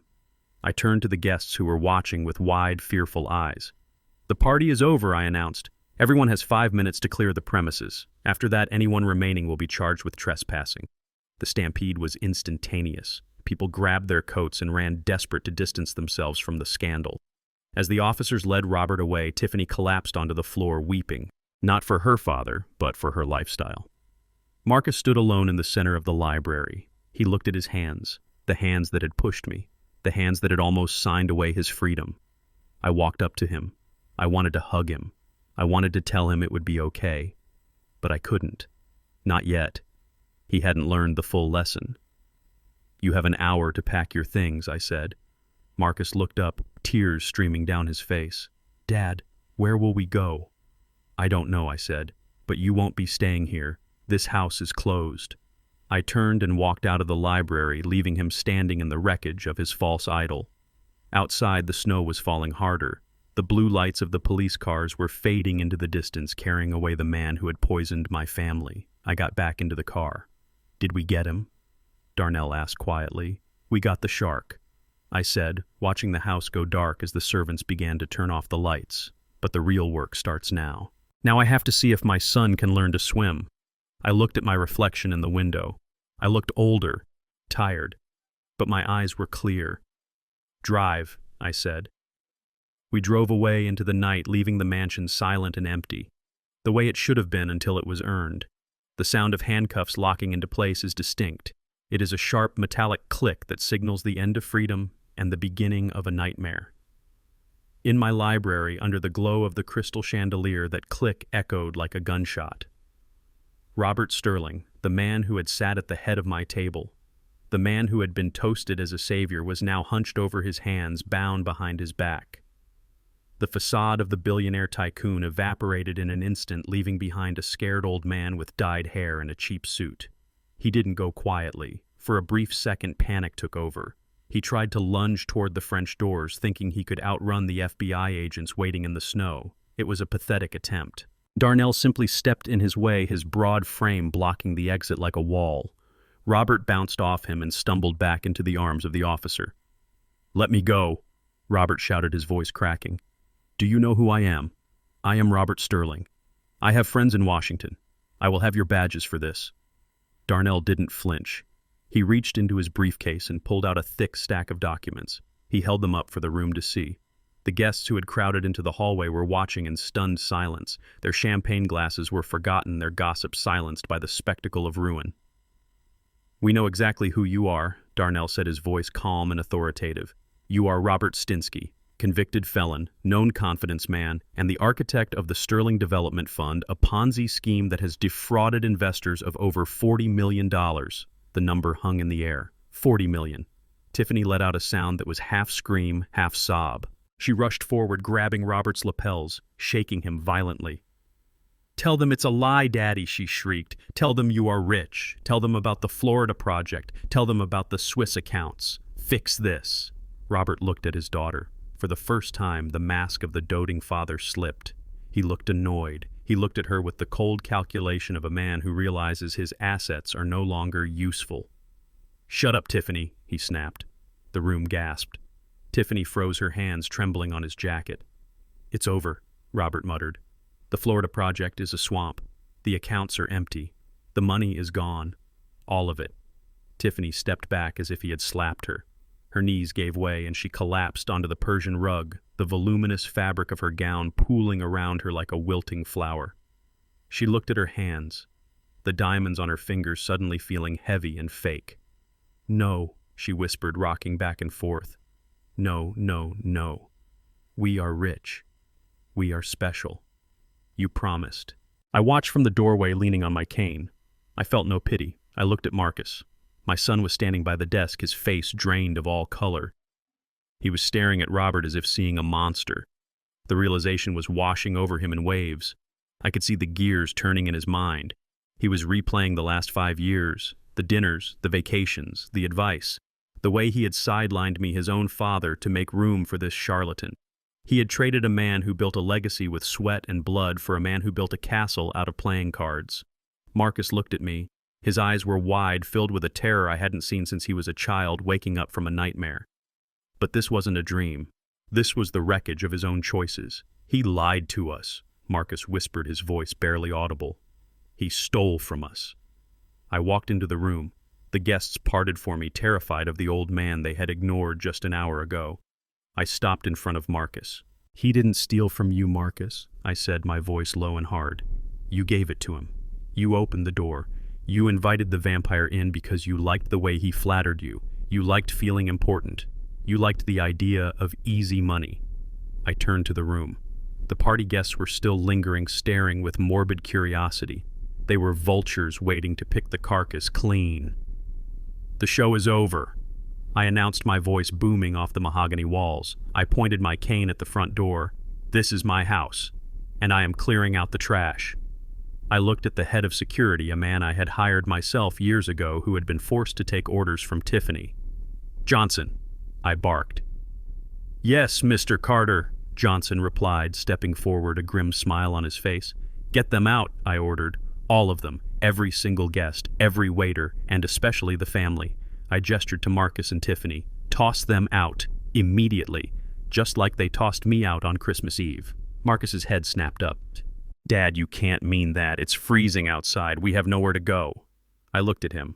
I looked at the warm fireplace. I remembered the cold wind hitting my face when he pushed me out the door. I remembered the wine soaking my shirt. I remembered the feeling of absolute abandonment. "I didn't have anywhere to go either," I said, "but I found a way." Johnson moved toward the guests. "All right, folks, you heard the man. Party is over. Exit is that way. Move it." The guests scrambled. It was a stampede of fur coats and tuxedos. No one said goodbye to Marcus. No one offered to help Tiffany up from the floor. They just ran, desperate to avoid being associated with the scandal. The police began to drag Robert away. He didn't look back at his daughter. He was already calculating his plea deal. Tiffany finally stood up. Her mascara was running down her face in black streaks. She looked at me with pure venom. "This is your fault," she screamed. "You called them. You ruined everything." I laughed. It was a dry, harsh sound. "I didn't build the Ponzi scheme, Tiffany. I didn't spend money I didn't have. I just turned on the lights. And roaches hate the light." "Get her out, Johnson," I said, turning my back on her. Johnson grabbed Tiffany by the arm. She screamed, kicking and scratching, but he marched her toward the door.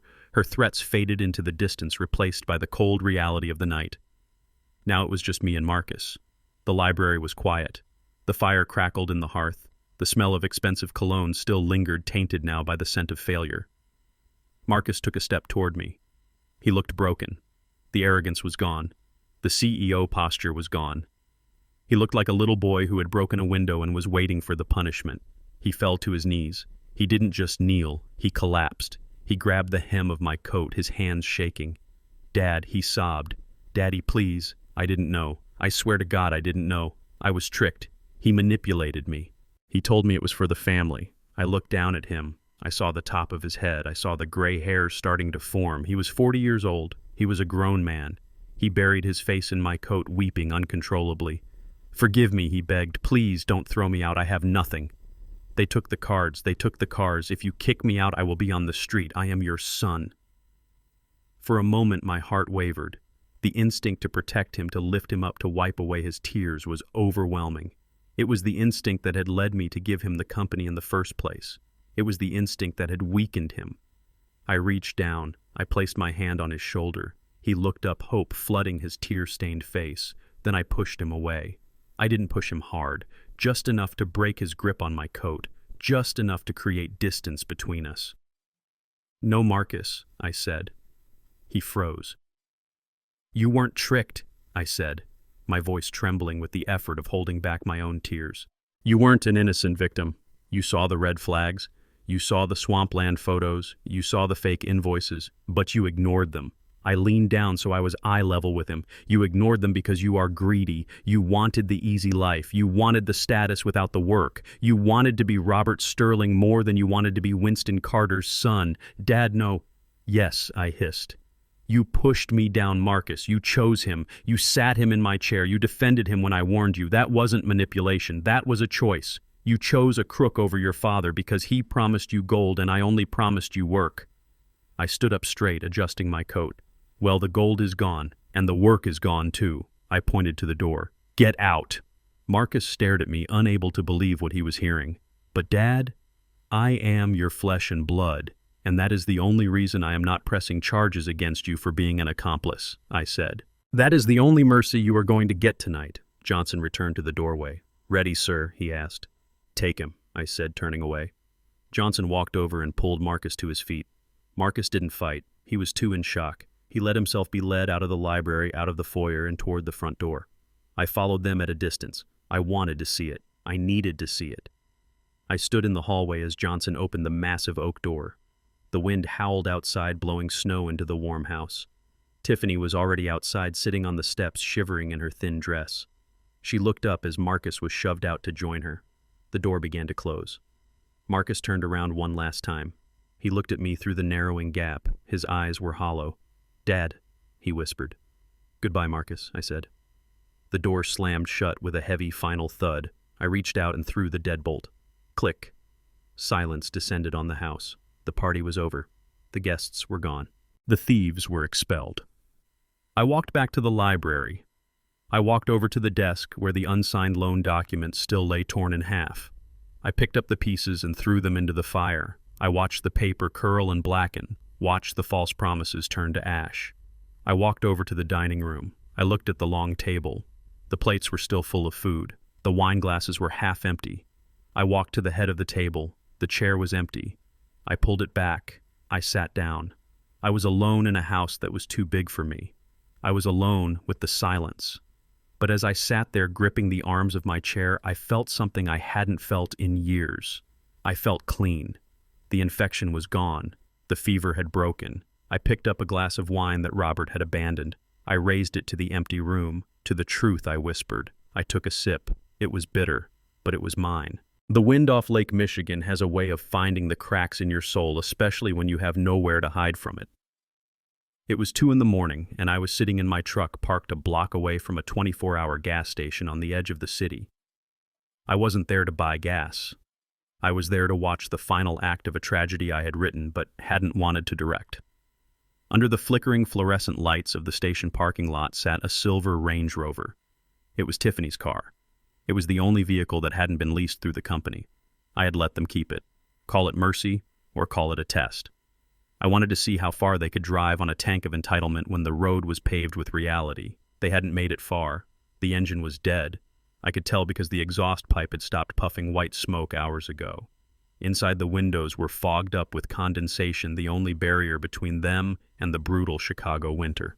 I adjusted my binoculars. I wasn't watching to gloat. I was watching because a father never truly stops being a father even when his son has become a stranger. I needed to see if Marcus had any fight left in him. I needed to see if he would step up or if he would crumble. Inside the car, the war was raging. I couldn't hear the words, but I didn't need to. Body language screams louder than any voice. I saw Tiffany's silhouette flailing. She was hitting the dashboard. She was screaming. Her hands were flying around the small cabin like trapped birds. She turned to Marcus, who was slumped in the driver's seat. She pointed a finger in his face. It was the same finger she had used to demand champagne just days ago. Now she was demanding answers he didn't have. I could imagine the venom spilling from her lips. "You are useless. You are weak. This is all your fault." She was right, of course, but not in the way she thought. It was his fault for trusting her. It was his fault for thinking that love was a transaction where you trade your father's dignity for a woman's approval. Marcus sat there taking it. He didn't fight back. He just stared out the windshield at the desolate gas station. He looked smaller than I had ever seen him. The expensive suit he wore was wrinkled now, a costume from a play that had been canceled. Suddenly, the passenger door flew open. Tiffany stepped out into the freezing air. She wasn't wearing a coat. She had probably left it at the mansion in her haste to escape the police. She was shivering, violent tremors shaking her thin frame, but her rage seemed to keep her warm. She walked around to the driver's side and kicked the tire. She screamed something at the closed window. Then she did something that made my stomach turn. She pulled out her phone. She made a call. It wasn't a call to a lawyer. It wasn't a call to a friend. I watched her posture change. She smoothed her hair. She put a hand on her hip. She forced a smile even though there was no one there to see it. It was the posture of a predator sensing a new opportunity. 10 minutes passed. Marcus remained motionless in the car. He looked like a statue of defeat. Then headlights swept across the parking lot. A low-slung red sports car pulled in. It was flashy, loud, and tacky. The kind of car driven by men who have more money than taste. The window rolled down. I saw a man inside, young, probably in his 20s, wearing sunglasses at night. Tiffany leaned into the window. She laughed. It was that same fake tinkling laugh she had used on me for years. She touched the man's arm. She pointed back at the Range Rover and rolled her eyes. I watched Marcus turn his head. He was watching his wife flirt with a stranger while he froze to death a few feet away. The betrayal was absolute. Tiffany didn't even look back at him. She opened the door of the sports car and slid inside. The brake lights flared red and the car peeled out of the lot, kicking up slush and gravel onto the side of the dead Range Rover. She was gone. She had abandoned the sinking ship the moment the water touched her ankles. Marcus was alone. I lowered the binoculars. My heart ached a dull throb that radiated through my chest. I wanted to start my truck. I wanted to drive over there, jumpstart his car, and take him to a diner. I wanted to buy him a hot meal and tell him that it wasn't his fault that he married a scorpion. But I didn't move. If I saved him now, he would never learn. If I cushioned the fall, he would never learn how to get up. He needed to sit in that cold car. He needed to feel the silence she left behind. He needed to understand that the only person who would ever truly have his back was the man he had pushed away. I watched him for another hour. The windows of the Range Rover were completely iced over now. I worried about hypothermia. I worried about him giving up. Then, just as I was about to break my own rule and call Darnell to send help, the driver's door opened. Marcus stepped out. He looked terrible. His face was gray. His lips were blue. He stood there in the empty parking lot, shivering uncontrollably. He looked at the direction the red sports car had gone. He stood there for a long time, staring into the darkness. Then he did something that surprised me. He didn't scream. He didn't cry. He didn't throw a tantrum. He reached into the back seat and pulled out a blanket. It was an old plaid blanket, one that I recognized. It was the emergency blanket I insisted every company car carry. He wrapped it around his shoulders. He walked to the trunk and opened it. He pulled out a tire iron. For a second, I thought he was going to smash the car. I thought he was going to lose control. But he didn't. He walked to the gas station convenience store. I watched him through the glass. He approached the clerk. He held up the tire iron. My hand went to the door handle. Was he going to rob the place? No. He placed the tire iron on the counter. He gestured to it. He was bartering. He was trying to trade the tool for something. The clerk shook his head. Marcus pleaded. He pointed to the coffee pot. He pointed to the hot dogs rolling on the grill. The clerk hesitated, then shrugged. He took the tire iron and put it under the counter. He handed Marcus a cup of coffee and a sandwich wrapped in foil. Marcus took the food with both hands. He didn't eat it immediately. He bowed his head slightly to the clerk, a gesture of humility, a gesture of thanks. He walked back out to the car. He didn't get back inside. He sat on the hood of the dead Range Rover, wrapped in the old company blanket, eating a gas station hot dog in the middle of the night. I leaned back in my seat. Tears pricked my eyes, but this time they weren't tears of sorrow. They were tears of hope. He had survived the night. He had survived the abandonment. And for the first time in his life, he had fed himself not with my money, not with Robert's lies, but with his own resourcefulness. He was at rock bottom. The concrete was hard and cold. But rock bottom has one advantage. It is a solid foundation. You can build on rock. You can't build on a swamp. I started my engine. I didn't turn on the headlights until I was a mile down the road. "Sleep well, Marcus," I whispered to the rearview mirror. "Tonight, you lost a wife who never loved you, but you might have just found the man you were supposed to be." The road ahead was long. There would be more cold nights. There would be hunger. There would be shame. But as I drove back to my warm apartment, I knew one thing for certain. The boy who pushed me was gone. The man who was going to earn his seat back had just been born. Returning to the corner office felt like putting on an old coat that you had forgotten fits you perfectly. The leather chair still held the shape of my back. The view of the Chicago skyline was still breathtaking. Although now covered in the gray sludge of January, it looked more like a battlefield than a vista. But the air in the room was different. It didn't smell of stale cologne and pretense anymore. It smelled of coffee paper and work. I walked to the window and looked down at the yard. The trucks were moving with a rhythm that had been missing for years. Under Marcus's reign, the schedule had been chaotic, driven by panic and short-term gains. Now it was a symphony of logistics. I watched truck number 42 pull out of the gate. That was Grady's truck. He honked the air horn as he passed the building, a deep, mournful blast that wasn't a warning but a salute. I sat down at the mahogany desk. It was cluttered with files, but they were good files. Contracts, maintenance schedules, payroll. The first thing I did was call a general assembly. I didn't do it in the boardroom with catered sandwiches. I did it on the warehouse floor, standing on a pallet of shipping crates, just like I did in 1980. 300 men and women gathered around. They were tired, they were wary. They had spent 5 years watching their benefits shrink while the CEO bought sports cars. They looked at me with a mixture of hope and skepticism. They knew I was back, but they didn't know if I was the same man. I didn't use a microphone. I didn't need one. Gentlemen and ladies, I said, my voice echoing off the corrugated metal roof, I am not going to give you a speech about synergy or corporate vision. I am too old for buzzwords. There was a ripple of laughter. It was nervous, but it was there. I am here to tell you that the bleeding has stopped, I continued. The leeches are gone. The parasites have been removed.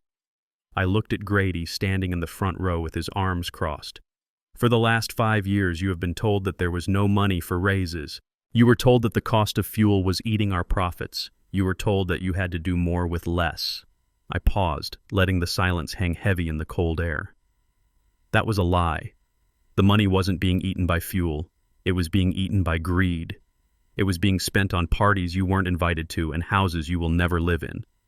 I pulled a piece of paper from my pocket. It was the new payroll directive I had signed that morning with Darnell. Effective immediately, I announced every hourly employee is receiving a 15% wage increase. The room went deadly silent.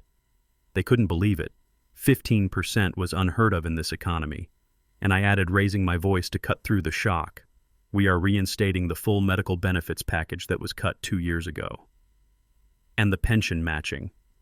For a second, nobody moved. Then Grady took off his cap and slapped it against his thigh. Hell yeah, he shouted. The warehouse erupted. It wasn't polite applause. It was a roar. It was the sound of men who had been holding their breath for years, finally exhaling. I watched them high-five each other. I saw a few tough old drivers wiping their eyes. I didn't smile. I just nodded. I stepped down from the pallet and walked back through the crowd. They parted for me, patting me on the back, shaking my hand. Thank you, Mr. Carter. Good to have you back, boss. God bless you, Winston. I took the elevator back up to the silence of the 12th floor. I closed the door and collapsed into my chair. My hip was aching. My hands were trembling slightly. It felt good to be the hero. It felt good to be the provider again. But as the adrenaline faded, the silence of the office became oppressive. I looked at the phone on my desk. It hadn't rung, not once in 3 weeks. I knew why. I had blocked Marcus's number. I had blocked Tiffany's number. I had told the receptionist that if anyone named Carter called, they were to hang up immediately. But knowing it was my choice didn't make the silence any less loud. I wondered where he was. Was he still sleeping in the car? Was he in a shelter? Did he find a job? My mind conjured up images of him freezing on a park bench, hungry and alone. The father in me wanted to pick up the phone, just to check, just to send a little money, just enough for a motel room, just for a week. I reached for the receiver. My fingers hovered over the buttons. I dialed the first 3 digits of his old cell number. Then I stopped. I looked at the photo on my desk. It was a picture of Marcus when he was 7 years old, holding a fishing rod, smiling with a missing front tooth. If I call him now, I whispered to the empty room, I kill him. If I save him now, he learns nothing. He learns that Daddy will always be there to clean up the mess. He learns that betrayal has a safety net. And a man who believes in safety nets never learns to walk the tightrope of life. I hung up the phone. The click sounded like a gunshot. I turned my chair to face the window. I have to let him die, I thought. I have to let the boy die so the man can be born. The door opened behind me. It was Darnell. He walked in carrying a leather portfolio, looking solemn. It's ready, Winston, he said. I spun the chair around. Let's see it. Darnell placed the document on the desk. It was thick, bound in heavy blue paper. The title was simple, Last Will and Testament of Winston Carter. This was the final piece of the puzzle, the final lock on the door. I put on my reading glasses and scanned the pages. Article 4. Darnell said, pointing to a paragraph in the middle. The disposition of assets. I read the words I had dictated. I, Winston Carter, being of sound mind, do hereby bequeath 100% of my assets, including all shares of Carter Logistics, all real estate holdings, and all liquid cash to the Martha Carter Scholarship Fund. I looked up at Darnell. And the terms, I asked. Darnell flipped the page. Here. The fund is dedicated to providing full college tuition for African American children from the South Side of Chicago who demonstrate academic excellence and financial need. It specifically prioritizes children of single mothers and those whose parents work in manual labor industries. I nodded. It was a good legacy. It was money that would build doctors, engineers, and teachers. It was money that would go to kids who knew the value of a dollar because they had never seen one. And the executor, I asked. I am the executor, Darnell said. And upon my passing, a board of trustees comprised of 3 senior employees of Carter Logistics. Perfect, I said. I picked up the pen. Darnell hesitated. He put his hand on the document. Uncle Winston, he said softly, are you sure about this? I looked at him. Darnell continued, his voice tentative. This is everything, the whole empire. You aren't leaving. Anything for family. I looked at the pen in my hand. It was a heavy Mont Blanc, a gift from Martha 30 years ago. Marcus is family, Darnell said. I know what he did. I know it was unforgivable. But he is your son. If something happens to you tomorrow, he gets nothing. Not a cent. I signed my name at the bottom of the page. Winston James Carter. The signature was bold, aggressive. I closed the folder and handed it back to Darnell. I am not leaving him nothing, Darnell. Darnell looked confused. But the will says... The will talks about money, I said, standing up and walking to the coat rack. I am not leaving him money. Money is what ruined him. Money is what made him weak. Money is what attracted the leeches. I put on my coat and grabbed my cane. I am leaving him something much more valuable. I am leaving him the necessity of survival. I walked to the door and looked back at Darnell, who was holding the document like it was a loaded weapon. When I was 20 years old, Darnell, I had $5 in my pocket and a pregnant wife. I was terrified. I was hungry. And because I was terrified, I worked. Because I was hungry, I hustled. That hunger made me who I am. I pointed to the window to the city outside. I robbed Marcus of that hunger. I fed him before he could cry. I caught him before he could fall. And in doing so, I crippled him. I opened the door. So no, I am not leaving him a check. I am leaving him the pavement. I am leaving him the cold wind. I am leaving him the struggle. That is his inheritance. And if he survives it, if he claws his way back up from that pavement, then he will have something I can never give him. What's that? Darnell asked. Self-respect, I said. I walked out of the office, leaving Darnell alone with the millions that would never belong to my son. The elevator ride down was quiet. I felt lighter. The burden of the legacy was gone. It belonged to the future now, to the kids who would appreciate it. As I walked out of the building, the cold wind hit my face. It stung. It bit. I thought of Marcus out there somewhere in this wind. I hope you're cold, son, I whispered into the scarf Martha had knitted me. I hope you're so cold that you finally start a fire of your own. The word toxic is usually reserved for chemical spills or nuclear waste, but in the corporate world of Chicago, it was the label now permanently stamped on my son's forehead. I learned later that Marcus spent the first 2 weeks living in a motel on the outskirts of the city, using the last of the cash from his wallet to pay for a room that smelled of stale smoke and despair. Every morning he would put on his one remaining suit, which was slowly losing its crisp shape, and go into the city to look for work. He didn't go to the warehouses, he went to the skyscrapers. He went to the consulting firms and the hedge funds, thinking that his resume, which listed him as CEO of Carter Logistics for 5 years, still held power. He was wrong. The grapevine in this city is faster than fiber optics. Everyone knew. They knew about the audit. They knew about the frozen accounts. They knew about the FBI raiding the Christmas party. When Marcus walked into those glass offices, he wasn't greeted as a peer. He was greeted as a liability. I can imagine the interviews, the polite smiles that didn't reach the eyes, the way they would glance at his frayed cuffs. One headhunter, a man I had known for 30 years, told me later that he sat Marcus down and gave him the hard truth. He said, Marcus, you are radioactive. You let a con man run a Ponzi scheme out of your father's boardroom. No one is going to trust you with a petty cash box, let alone a department. Go home. But Marcus had no home to go to. The motel kicked him out when the cash ran dry. The car finally ran out of gas and was towed. He spent 3 nights sleeping in a 24-hour laundromat, pretending to wait for clothes he didn't have washing in a machine he hadn't started. Hunger is a powerful motivator.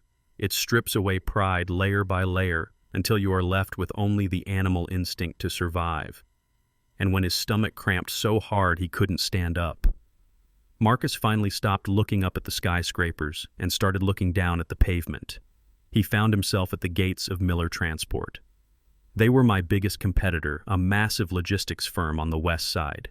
They didn't care about resumes. They didn't care about scandals. They needed bodies. It was the peak of the winter shipping season, and they were churning through casual labor like coal in a furnace. Marcus stood in line at 4 a.m. with men who had spent their lives doing hard labor. Men with scars. Men with prison tattoos. Men who looked at Marcus's soft hands and expensive haircut and laughed. The foreman was a brute of a man named Kowalski. He looked at Marcus and sneered. "You ever done a day's work in your life, pretty boy?" Marcus lied. He said yes. He said he needed the money. Kowalski threw him a neon vest that smelled of sweat and pointed to Bay 4. "Unload the truck," he barked. "You get $15 an hour. If you break anything, you pay for it. If you slow down, you are gone." For the first time in his life, Marcus walked onto a loading dock, not as the owner, but as the mule. The truck was full of industrial auto parts, heavy steel rotors, brake drums, crates that weighed 50 pounds each. Marcus grabbed the first box. The weight shocked him. It pulled at his shoulders and strained his lower back. He carried it to the pallet. Then he went back for another, and another, and another. By 10 a.m, his hands were raw. He had never developed calluses. His skin was soft, pampered by years of lotion and manicures. The cardboard boxes acted like sandpaper, rubbing the skin off his fingertips until they bled. His back was screaming. Every time he bent down, a sharp bolt of lightning shot up his spine. He was sweating despite the freezing temperature of the open dock. The sweat dripped into his eyes, stinging them, blinding him. He dropped a box around noon. It wasn't fragile, but the sound of it hitting the concrete echoed through the warehouse. Kowalski was on him in a second. "Hey, Hollywood, pick it up.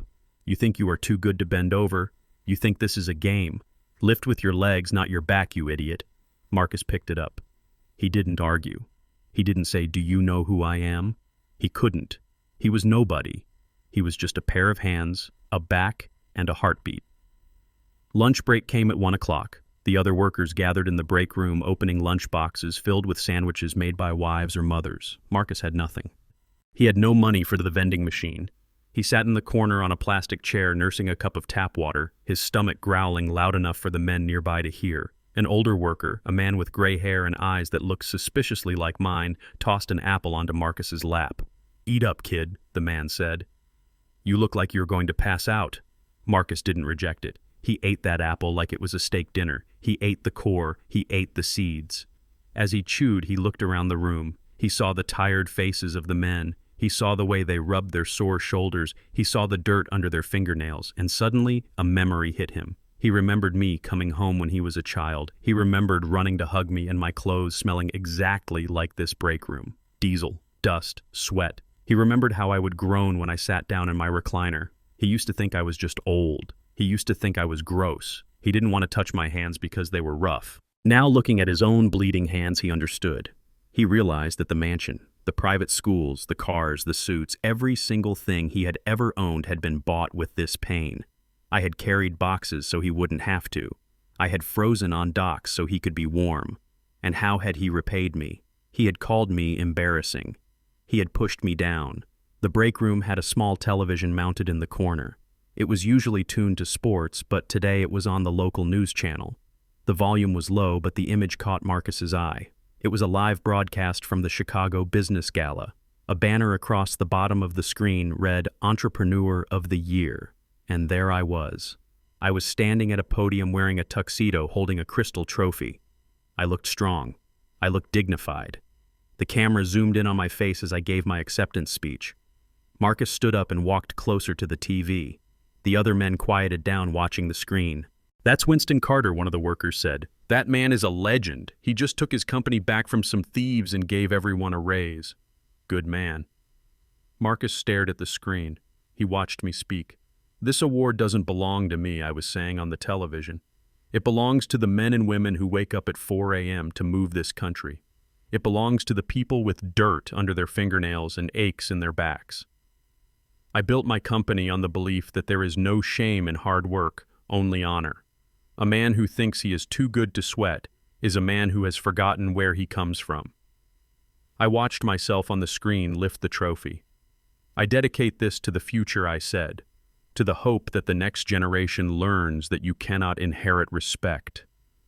You have to earn it. The camera cut away to applause. Marcus stood frozen in the break room of the rival company. The words hit him harder than any physical blow. You cannot inherit respect. You have to earn it. He looked down at his dirty neon vest. He looked at his bloody hands. He looked at the reflection of his face in the dark window of the break room. He saw the grime on his cheeks. He saw the exhaustion in his eyes. And then he broke. It wasn't a loud sob. It was a silent heaving of his chest. Tears cut tracks through the dust on his face. He wasn't crying because he was poor. He wasn't crying because he was hungry. He wasn't crying because he missed the Porsche. He was crying because for the first time in 40 years, he actually saw me. He saw the giant I was, and he saw the dwarf he had been. He realized that I hadn't punished him because I hated him. I had punished him because I loved him enough to show him the truth. The whistle blew, signaling the end of lunch. Kowalski stuck his head in the door.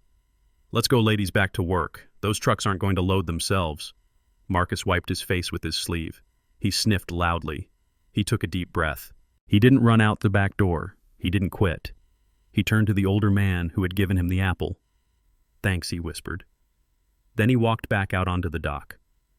He walked to Bay 4. He grabbed a 50-pound box. He bent his knees. He lifted.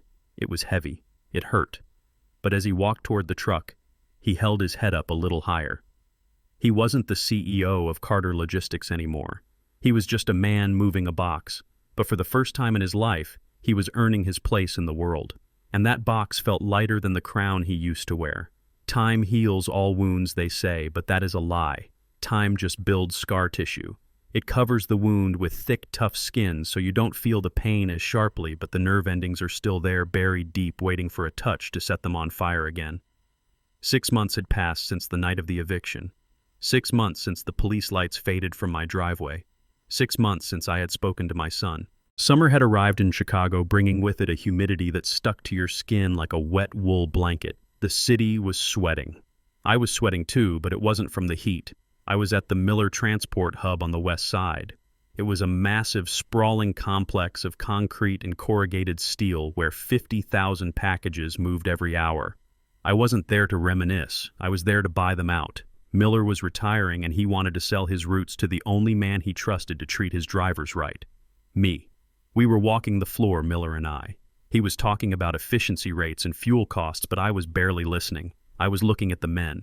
I always looked at the men. The warehouse was a chaotic symphony of forklifts, beeping conveyor belts, humming and shouting voices. It smelled of ozone and unwashed bodies. It was the smell of honest labor, and for the first time in months I felt at home. "Let me show you the loading bay," Miller said, pointing toward the massive open doors where the sunlight was pouring in like molten gold. "That is where the real work happens. We have a new crew down there. Good kids. Hungry." We walked out onto the dock. The noise was deafening.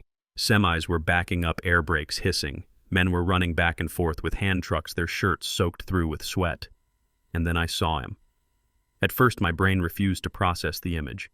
It was like trying to fit a square peg into a round hole. The man I saw didn't belong in my memory of my son. My son was soft. My son was manicured. My son wore suits that cost more than these men made in a month. The man I was looking at was a ghost. He was standing by Bay 12 wrestling with a crate that looked like it weighed 100 pounds. He was wearing a stained gray t-shirt that hung loosely on his frame. He had lost weight, at least 20 pounds. His cheekbones jutted out sharp and angular. His arms, once soft and pale, were now brown from the sun and ropey with muscle. He had a beard, not a fashionable groomed beard, but the scruffy, uneven growth of a man who couldn't afford razor blades. I stopped walking. The air left my lungs. "Winston, are you okay?" Miller asked, touching my elbow. "You look like you saw a ghost." I didn't answer. I couldn't take my eyes off him. I watched Marcus lift the crate. He grunted the sound raw and guttural. He heaved it onto the truck bed. He wiped his forehead with the back of a glove that was held together by duct tape. He looked exhausted. He looked broken. But he was working. He turned around to grab another box, and that was when he saw me. The moment our eyes met, the entire warehouse seemed to go silent. The forklifts disappeared, the shouting faded. It was just a father and a son separated by 20 feet of concrete and a canyon of silence. I saw the instinct kick in. I saw his body tense up. He took a half step back toward the shadows of the truck. He wanted to hide. He wanted to run. Shame is a powerful reflex. It makes us want to disappear into the earth rather than face the person we disappointed. My heart hammered against my ribs. Part of me wanted to turn away too. I didn't want him to see me seeing him like this. I didn't want to be the witness to his humiliation. But I didn't move. I stood my ground. I gripped my cane until my knuckles turned white. "Don't run, Marcus," I begged silently. "Please don't run." If he ran now, he would be running for the rest of his life. Marcus stopped. He looked at the exit. Then he looked at me. I saw a struggle play out on his face. I saw him swallow hard. I saw him take a deep breath that made his thin chest expand. He didn't run. He stepped out of the shadow. He walked forward not with the arrogant strut of the CEO, but with the heavy, measured walk of a working man. He stopped 5 feet away from me. He smelled of sweat and old grease. There was dirt in the creases of his neck. A bruise was blooming on his forearm. My impulse was to reach into my pocket, to pull out my checkbook, to say, "Come home," to say, "This is enough. You have suffered enough. Let me buy you a steak. Let me give you a bed." But I remembered the will. I remembered the lesson. Marcus looked at me. His eyes were clear. The cloud of entitlement was gone, burned away by 6 months of survival. He took off his glove. He wiped his hand on his dirty pants. For a second, I thought he was going to reach out to shake my hand. But he didn't. He knew he hadn't earned that yet. He stood up straighter. He looked me in the eye. "Hello, Mr. Carter," he said. The words hit me like a physical blow. Mr. Carter. Not Dad, not Daddy, not Pops. Mr. Carter. It wasn't an insult. It was an acknowledgement. He was acknowledging the distance between us. He was acknowledging that he had lost the right to familiarity. He was speaking to me as a man speaks to a superior, as a worker speaks to a legend. There was no pleading in his voice. He didn't ask for money. He didn't ask how I was. He didn't ask for forgiveness. He just stood there holding his ground, accepting his reality. I looked at his hands. They were bleeding, fresh cuts over old scars. "Hello, Marcus," I said. My voice was steady, but inside I was screaming. He nodded, just a quick, sharp nod. Then he looked at the crate waiting on the pallet behind him. "I have to get back to work," he said softly. "The truck leaves in 10 minutes. He didn't wait for my permission. He didn't wait for a goodbye. He turned his back on me. He walked back to the pallet. He bent his knees. He grabbed the box. He lifted it. He went back to work. I stood there watching him. I watched my son, the boy who used to cry if his latte was too cold, carrying 50 pounds of steel in 100-degree heat without a single complaint. Miller looked at me confused. "You know that guy Winston?" I watched Marcus disappear into the back of the truck. "I used to," I said quietly. "I used to know a boy who looked like him. But I don't know that man, not yet." I turned around. "Let's go, Miller," I said. "I have seen enough." We walked back toward the exit. Every step took effort. Every instinct in my body was screaming at me to turn around to go back to drag him out of that hellhole. But I kept walking. I walked out of the warehouse into the blinding sunlight. My driver was waiting with the car door open. The air conditioning inside was blasting a sharp contrast to the furnace I had just left. I climbed into the back seat. The door closed, shutting out the noise, shutting out the heat, shutting out my son. "Drive," I whispered. The car pulled away.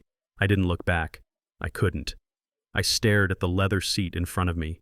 I traced the stitching with my finger, and then the dam broke. I didn't make a sound. I didn't want the driver to hear. But the tears came hot and fast. They spilled over my cheeks, dripping onto my expensive silk tie. I wept for the boy I had lost. I wept for the pain he was feeling right now. I wept for the blisters on his hands and the hunger in his belly. But as I wiped the tears away, a strange feeling settled in my chest. It wasn't sorrow. It wasn't regret. It was pride. For 40 years I had tried to build a man out of money, and I had failed. I had created a monster. But today, in a dirty warehouse on the west side, I saw the first bricks of a real foundation. He didn't ask for help. He didn't run. He looked me in the eye, and he went back to work.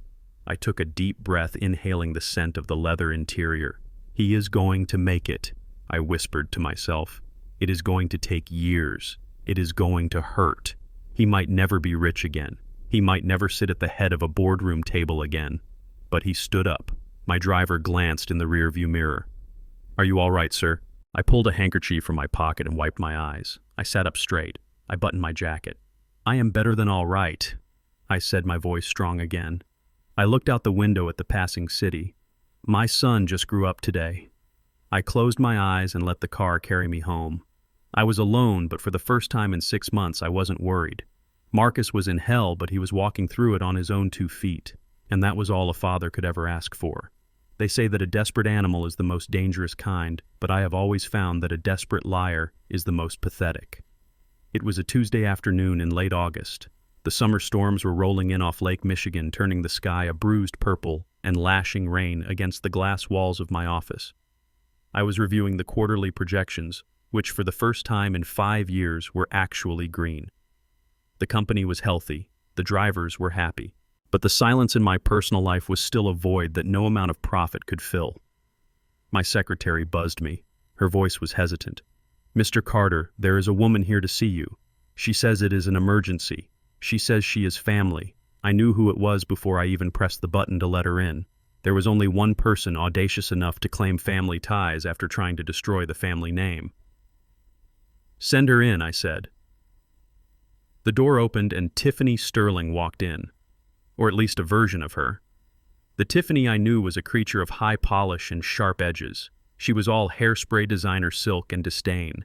This woman looked like a watercolor painting left out in the rain. Her hair was wet plastered to her skull. She wasn't wearing makeup, which I knew was a calculated decision. She wanted to look raw. She wanted to look vulnerable. She was wearing a trench coat that looked 2 sizes too big, and she was clutching it around her stomach as if protecting a wound. She didn't wait for me to invite her to sit. She collapsed into the chair opposite my desk, sobbing. It was a theatrical performance worthy of Broadway. "Winston," she gasped, her voice trembling. "Thank God you saw me. I didn't know where else to go. He is crazy, Winston. He has lost his mind." I sat back in my leather chair, steepling my fingers. I didn't offer her a tissue. I didn't offer her water. I just watched. "Who is crazy, Tiffany?" I asked. "Marcus," she cried. She looked up at me, her eyes wide and rimmed with red. "He has changed. Ever since we lost everything, he has become a monster. He drinks. He screams. And last night—" She paused for dramatic effect, touching her cheek. There was no bruise there, but she flinched as if there were. "He hit me, Winston. He blamed me for the money. He blamed me for his father hating him. He threw me against the wall. I barely escaped with my life." I looked at her. I thought about Marcus. I thought about the boy who used to catch spiders in a cup and carry them outside because he was afraid to squash them. I thought about the man I had seen in the warehouse 6 months ago eating an apple with dirty hands. I knew Marcus was weak. I knew he was foolish, but violent. That wasn't in his DNA. That was in hers. I am sorry to hear that, I said, my voice flat. "Did you call the police?" "No," she said quickly, too quickly. "I couldn't do that to him.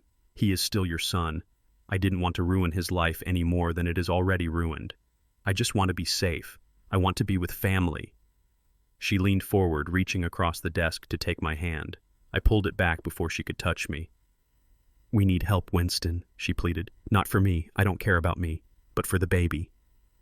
The room went silent. The only sound was the rain hammering against the glass. "The baby," I repeated. She looked down at her stomach, rubbing it gently through the coat. "I am pregnant," she whispered. "I found out last week. It is a boy, Winston. Your grandson, the heir to the Carter legacy." She looked up, tears spilling fresh from her eyes. "I can't let him grow up on the street. I can't let him be raised by a violent man like Marcus. I need you. He needs you. Please, Winston, let me come back. Let me live in the guest house. I will do anything. I just want to protect your blood." It was a masterstroke. She knew my weak spot. She knew that for 75 years I had wanted nothing more than to see the Carter line continue. She knew that the thought of a grandchild would bring most men to their knees. But she forgot one thing. I am not most men, and I do my homework. I opened the top drawer of my desk. Inside sat a red folder. I had received it 3 days ago from Malone, my private investigator. I had kept tabs on Tiffany, not because I cared about her, but because I knew she would circle back eventually. Parasites always return to the host when they run out of other blood to suck. I pulled the folder out and placed it on the desk. Tiffany watched the folder. Her crying slowed. Her eyes narrowed just a fraction. "You are good, Tiffany," I said. "You really are. You almost had me. The wet hair, the shaking hands, the abuse story. It is a compelling narrative." "What do you mean?" she asked, her voice hardening. I opened the folder. "First, let's talk about the abuse," I said. I pulled out a photograph. It was taken 2 nights ago. It showed Tiffany sitting in a booth at a high-end bar on the north side. She wasn't crying. She wasn't being thrown against a wall. She was laughing. She was holding a martini in one hand and the hand of a man in the other. A man with slicked back hair and a red sports car. "This is Chad, right?" I asked. "The guy you left Marcus for at the gas station. Malone tells me Chad is a club promoter.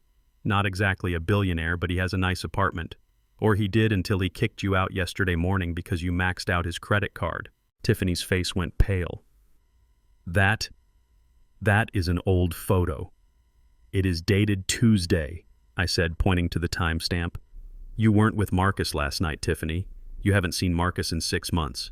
You don't even know where he lives." She stammered, trying to find a new lie. I went to see him. I tried to reconcile. That is when he hit me."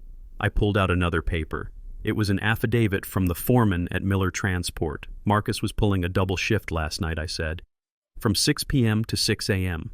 He was surrounded by 50 witnesses and 12 security cameras. Unless he has learned to teleport, he didn't touch you." Tiffany stopped crying. The vulnerability vanished. She sat up straight, the mask slipping completely. "Fine," she spat. "So I lied about the hit. But I am not lying about the baby. I am pregnant Winston. And it is Marcus's. You can't turn your back on your own grandson. You can't be that heartless." I looked at her stomach. I looked at the hands clutching it. "You know," I said softly, "I really wanted a grandson.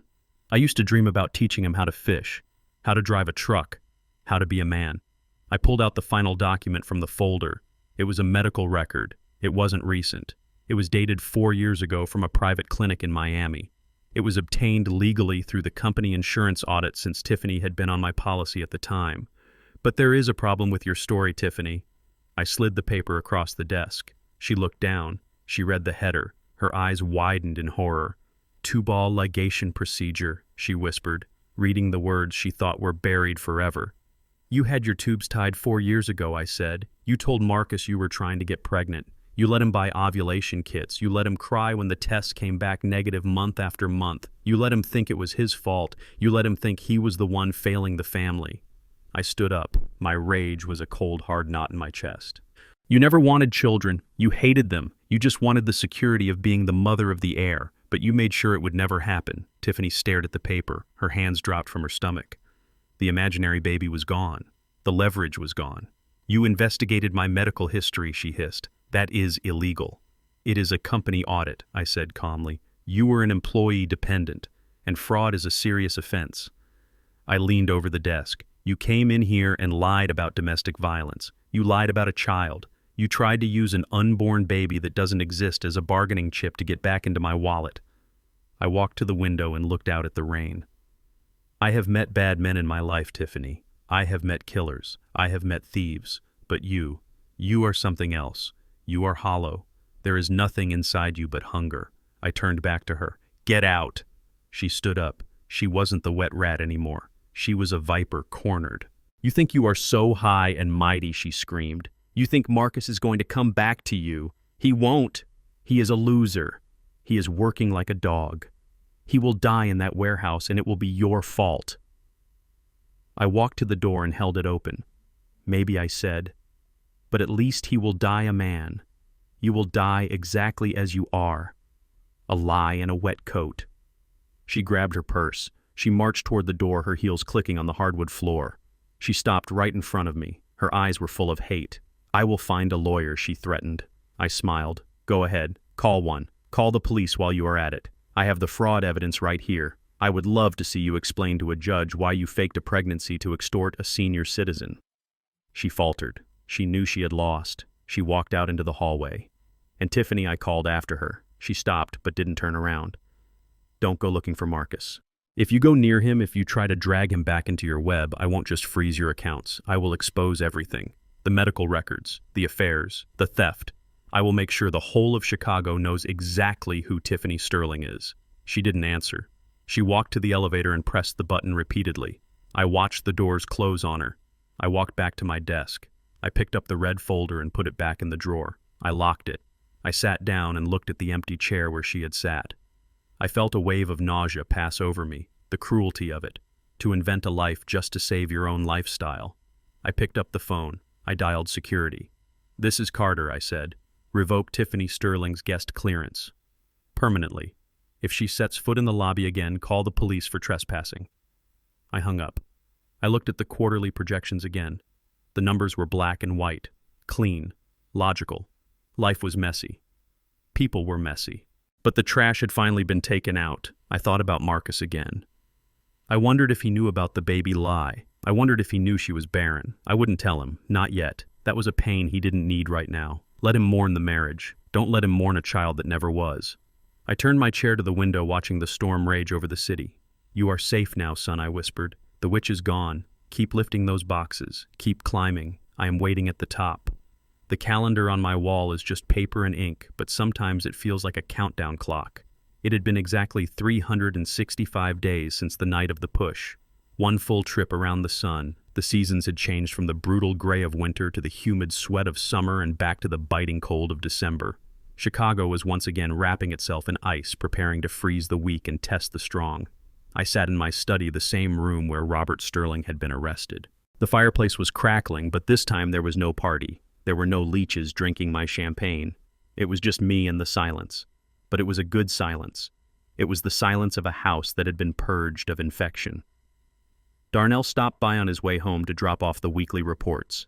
He placed a stack of envelopes on my desk. Most of them were business correspondence bills and charitable solicitations. But one envelope stood out. It was small, plain, and white. There was no return address. The handwriting on the front was familiar, but different. It was Marcus's handwriting, but the loops were tighter, the lines straighter. It didn't have the hurried, frantic scrawl of a man rushing to sign a check he couldn't cash. It looked deliberate. I waited until Darnell left before I opened it. My hands were steady. I wasn't expecting an apology. Apologies are cheap. I had heard 1,000 of them from Marcus over the years, usually followed by a request for money. I sliced the envelope open. Inside was a simple card. No picture, just text. It wasn't a Christmas card. It wasn't a birthday card. I put on my reading glasses. "Dear Mr. Carter," the card read. He was still calling me that. Good. "I am writing this because I know you are watching. I know you know about the promotion to shift manager at Miller Transport. I know you know I am renting a studio apartment on 45th Street. I know you know because Darnell checks on me once a month even though he thinks I don't see his car." I paused. The boy was sharper than I thought. "I am not writing to ask for my job back. I am not writing to ask for money. I am writing to tell you something I never thought I would say. Thank you. Thank you for locking the door. Thank you for letting the car run out of gas. Thank you for not saving me. If you had opened that door, I would still be a child. Today I am tired, I am sore, and I am broke. But I am a man, and that is worth more than the trust fund." There was no signature, just the letter M. I sat there for a long time holding that card. The paper felt heavy. It carried the weight of a year of suffering, a year of waking up at 4 a.m, a year of instant noodles and cold showers. I looked at the phone. For a year I had held the line. I had been the stone wall, but a wall that never opens a gate is just a prison. And my son wasn't an inmate anymore. He was a parolee who had served his time. I picked up the receiver. The number was already in my head. I had memorized it from the employee directory I had secretly pulled from Miller Transport's database. It rang 4 times. "Hello." The voice was deeper than I remembered, rougher. It sounded like gravel. "Marcus," I said. There was a long silence on the other end. I could hear the background noise of a television, probably a news program. "Hello, Mr. Carter," Marcus said. His voice was guarded. He wasn't scared, but he was cautious, like a dog that has been kicked too many times. I got your card, I said. Okay. I am hungry, Marcus. Another pause. Okay, he said again slowly. I am craving ribs, I said. Real ribs, not that fancy stuff they serve downtown. I am going to Smokey's on 35th Street. Smokey's was a dive. It was a shack with plastic tablecloths, fluorescent lights, and the best barbecue in the state. It was where I used to take Marcus when he was a little boy, before Tiffany came along and decided we were too good for plastic forks. I am going to be there in an hour, I continued.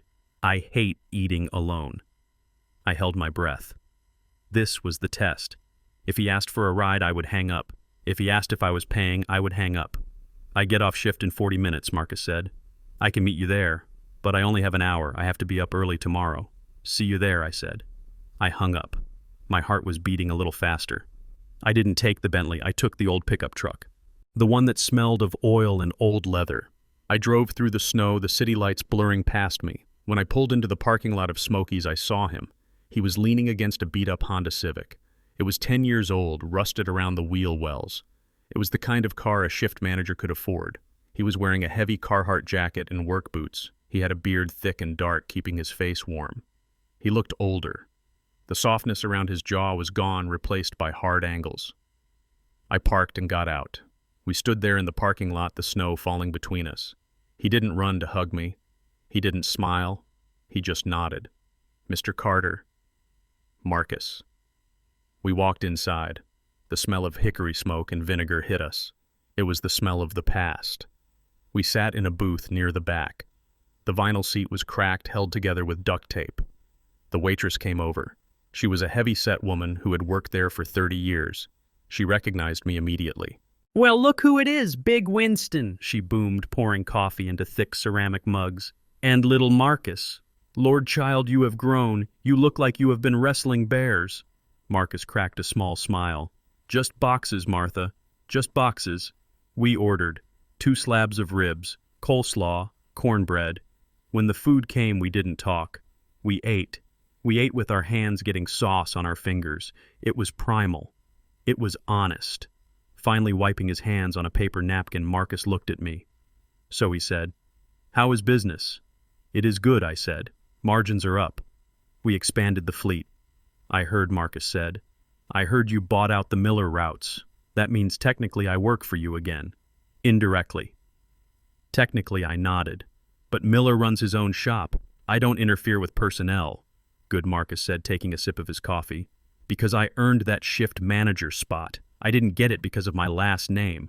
In fact, nobody at Miller knows who I am. I used my middle name on the application." "Smart," I said. They talked about logistics. We talked about fuel prices. We talked about the shortage of qualified drivers. It was the most boring conversation I had ever had in my life, and it was the most beautiful.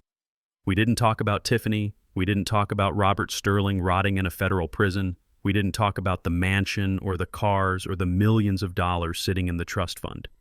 We talked about work. For the first time, we were speaking the same language, the language of men who know what it means to be tired at the end of the day. I watched him as he spoke.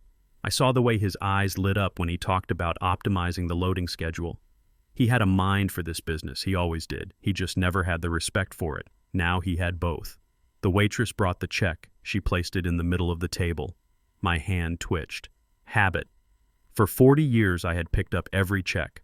For 40 years I had been the walking wallet. I watched Marcus. He looked at the check. He looked at me. Then he reached into his back pocket. He pulled out a worn leather wallet. It wasn't the alligator skin wallet Tiffany had bought him. It was cheap brown leather. He opened it. I saw a few 20s inside. Not a lot, but enough. "I invited you, Marcus," I said quietly. "I know," Marcus said. "But you taught me something this year." "What is that?" "There is no such thing as a free lunch," he said. He pulled out the cash and placed it on the table. He covered the bill and the tip. I looked at the money. It represented hours of lifting crates. It represented sweat. It was the most expensive meal he had ever bought. I didn't argue. I didn't insult him by trying to force my money on him. "Thank you," I said. He nodded. We walked out to the parking lot. The wind had picked up. Marcus buttoned his collar. "I have to go," he said. "Inventory count at 4 a.m. I looked at his rusted car. You need new tires, I said, pointing to the bald tread on his front wheel. That is dangerous in this snow. I know, Marcus said, opening his door. I am saving up. Next month. I wanted to say, take my truck. I wanted to say, here is $500. But I bit my tongue. Drive safe, I said. You too, Mr. Carter. He got into his car. The engine sputtered a little before catching. He backed out and drove away, his taillights disappearing into the snowy night. I stood there by my truck alone again, but the emptiness in my chest was gone. He paid the bill. It was a small thing, a meaningless thing to the outside world. But to me, it was everything. He paid the bill. I climbed into my truck and started the engine. I checked my rear-view mirror. He wasn't ready to come home yet. He wasn't ready to run the empire. But the door wasn't locked anymore. I had unlocked it tonight, and I left it just slightly ajar. One day he would walk through it, not as a beggar, not as a prince, but as a partner. I put the truck in gear and drove toward the city, my stomach full of ribs and my heart full of something that felt suspiciously like hope. The winter was still cold, but for the first time in a year, I didn't feel the chill. Christmas has a way of circling back around like a boomerang. It returns to the exact spot where you threw it, but it never lands in the same hand. The hand is older, the hand is weathered, and hopefully the hand is wiser. It was December 24th, exactly 1 year to the day since my son placed his palms on my chest and shoved me into the wine cabinet. The calendar on the wall said it was the same holiday, but the world I was standing in was unrecognizable. Last year I was in a tuxedo, standing in a foyer of marble and gold, surrounded by strangers who drank my liquor and judged my age. This year I was standing on a makeshift stage made of wooden pallets in the center of the main distribution hub of Carter Logistics. The air didn't smell of imported pine and expensive perfume. It smelled of diesel fuel, industrial cleaner, and the slow roasted brisket that was being served from a line of food trucks parked by the loading bay. I looked out at the crowd. There were 400 people here. Drivers, mechanics, dispatchers, their families. Kids were running around, weaving between the forklifts that had been decorated with blinking red and green lights. It wasn't elegant, it wasn't refined, but it was warm. The heat came from the industrial blowers in the ceiling and from the bodies of people who actually liked each other. I adjusted the microphone stand. My hip, the one that had been bruised black and blue last year, still gave me a phantom twinge when the weather turned cold. It was a reminder, a permanent bookmark in the story of my life. I looked for Marcus. He wasn't at the front. He wasn't at the VIP table because there was no VIP table. We had set up long rows of folding tables covered in red paper cloths. Everyone sat together. The mechanic sat next to the accountant. The janitor sat next to the lawyer. I finally spotted him near the back. He was wearing a simple button-down shirt and clean slacks. He was holding a plastic cup of punch. He was talking to Grady, the head driver. I watched them for a moment.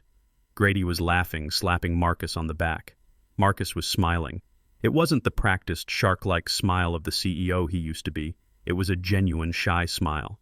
The smile of a man who is just happy to be included. I tapped the microphone. The feedback squeal cut through the chatter. The room went quiet. 400 faces turned toward me. "Good evening, everyone," I said, my voice booming through the warehouse. A cheer went up. It was loud and raucous. I raised a hand to quiet them. Last Christmas, I began. I stood in a very different room. I was surrounded by people who told me I was important because of what I owned. They toasted my health while waiting for me to die. They smiled at my face and laughed at my back. I paused, looking directly at the back of the room where Marcus stood. He lowered his head slightly, but he didn't look away. I learned a hard lesson that night, I continued. I learned that you can build a building with money, but you can only build a home with respect. And this company, this warehouse, this is my home. There was a murmur of agreement from the crowd. We have had a hard year. We cleaned house. We faced lawsuits. We faced doubts. But look at us now. I pointed to the banner hanging from the rafters. It showed our year-end numbers, record profits, 0 layoffs. We did this together, I said, because we stopped trying to be a fancy corporation and we went back to being a family of workers. I took a deep breath. This was the moment. The script I had written in my head 1,000 times over the last few weeks. But a family needs to grow, I said, and a father needs to know when to teach and when to trust. I looked at the piece of paper in my pocket. It wasn't a deed. It wasn't a check. It was a job offer. "Marcus Carter," I called out. "Please come up here." The room went deadly silent. The tension was palpable. Everyone knew the story. Everyone knew about the push. Everyone knew about the exile. They looked at Marcus. Then they looked at me. Was this a public execution? Was I going to humiliate him the way he had humiliated me? Marcus froze. I saw the fear in his eyes. He looked at the exit. For a split second, I thought he might bolt. I thought the pressure might be too much. But then Grady nudged him. "Go on, kid," Grady whispered loud enough for the first few rows to hear. "He called you." Marcus set his cup down. He walked down the long aisle between the tables. It was a long walk. It was the walk of the prodigal son returning not to a feast, but to judgment. He climbed the stairs to the pallet stage. He stood next to me. He didn't look at the crowd. He looked at his boots. He looked older than his 40 years. The gray in his beard was visible now. His hands were clasped in front of him, calloused and rough. I turned off the microphone. I wanted this to be between us, even if 400 people were watching. "Hello, Marcus," I said. "Hello, Mr. Carter," he replied. I reached into my pocket and pulled out the envelope. "Do you know what this is?" I asked. He shook his head. "No, sir. It is a contract," I said. Marcus flinched. He thought it was a legal document, a restraining order maybe, or a repayment plan for the money Tiffany stole. I unfolded the paper. "The Aurora branch is failing," I said, my voice low. "It is a small satellite office, 5 trucks, 10 drivers. It is losing money. The logistics are a mess. I was going to close it down next month." Marcus looked up confused. "Why are you telling me this?" "Because I need someone to fix it," I said. I handed him the paper. "Position branch manager, location Aurora, salary." I paused. "The salary is $60,000 a year, no bonuses, no company car, no expense account. And it comes with a 6-month probation period. If you turn a profit, you keep the job. If you fail, you are fired. And this time, you stay fired." Marcus stared at the paper. His hands were shaking. He looked at the salary. 60,000. It was a fraction of the $500,000 he used to pay himself. It was barely enough to rent a decent apartment in the city. But then he looked at the title. Manager. It wasn't CEO. It wasn't president. It was a working title, a grinding title.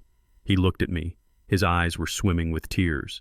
"You are giving me a branch," he whispered. "I am giving you a shovel," I corrected him. "I am giving you a mess. It is going to be hard work, Marcus. You are going to have to drive the trucks yourself when the drivers call in sick. You are going to have to fix the engines when they break. You are going to have to earn the respect of 10 men who know exactly who you are and what you did." I stepped closer to him. "I am not giving you the empire back, son. I am giving you a chance to build your own corner of it." Marcus looked at the contract. He traced the letters with his thumb. "Why?" he asked, his voice cracking. "After everything, why?" "Because I saw you at the warehouse," I said. "I saw you lift that box.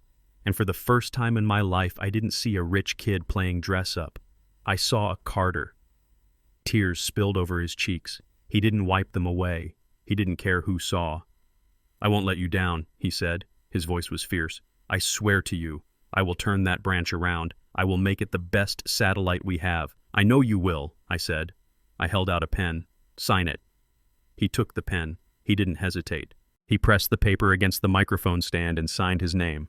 Marcus Carter. The signature was firm. He handed the paper back to me. "Thank you," he said. I turned the microphone back on.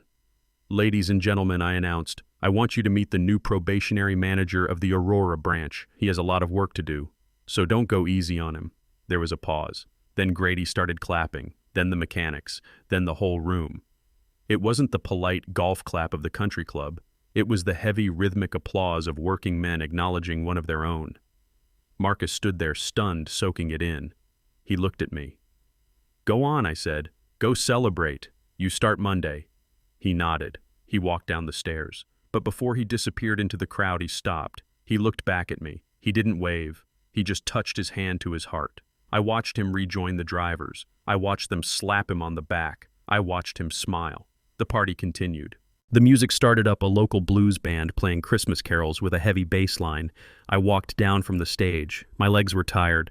I walked to the front of the room where the main table was set up. It was the table for the senior staff and old-timers. There was one chair at the head of the table, the seat of honor. I stood behind it.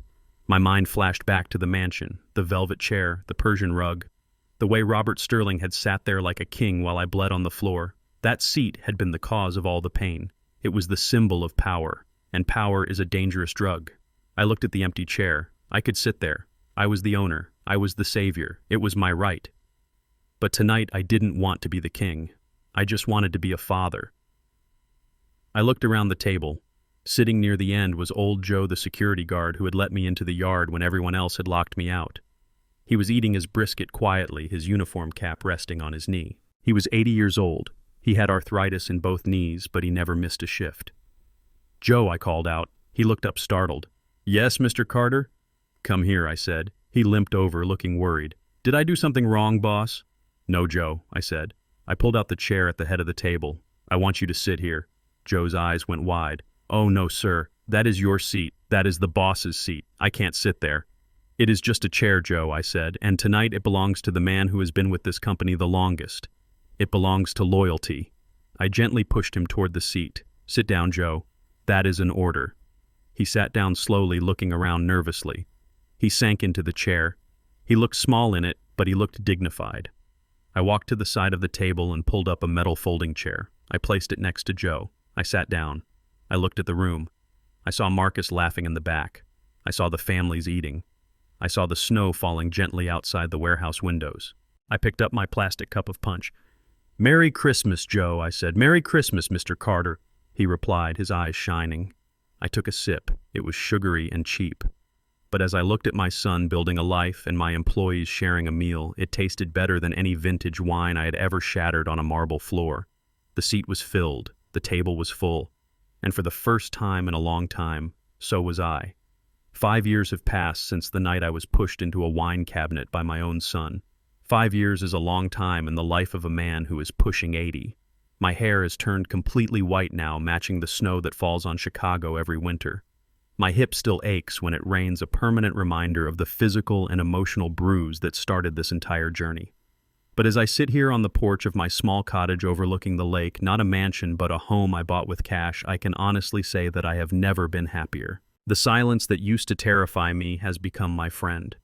It is not the silence of loneliness anymore. It is the silence of peace. It is the silence of a man who knows that his work is done and that his legacy is secure. I retired officially last month. I mean, really retired this time. No more secret audits, no more shadowing the board meetings. I handed over the keys to the office, the codes to the safe, and the weight of the crown. And I handed them to Marcus. He didn't get the job because his last name is Carter. He got the job because for the last 5 years he has been the hardest working man in the logistics industry. He took the Aurora branch, a failing satellite office drowning in debt, and turned it into the most profitable division in the state. He did it not by firing people but by listening to them. He drove the trucks when the drivers were sick. He fixed the engines when the mechanics were swamped. He learned the name of every single employee's spouse and children. I remember the day the board voted to appoint him CEO. I abstained from the vote. I wanted there to be no doubt, no nepotism, just merit. The vote was unanimous. When he walked into my office to accept the position, he didn't look like the boy who used to wear Italian suits to impress his friends. He was wearing work boots and a blazer that looked like it had seen actual work. His hands were rough. His eyes were lined with the wisdom that only comes from failure and redemption. We shook hands. It wasn't the handshake of a father indulging a child. It was the handshake of two men who have been to war together and survived. He is not my subordinate anymore. He is my partner, and in many ways, he is my superior. He understands the modern world in a way I never could, but he navigates it with the old world values I beat into him. We meet for dinner every Sunday. We don't go to 5-star restaurants. We go to the same barbecue shack on 35th Street. We eat ribs. We talk about the business. We talk about the scholarship fund. Oh, the scholarship fund. That is the other joy of my twilight years.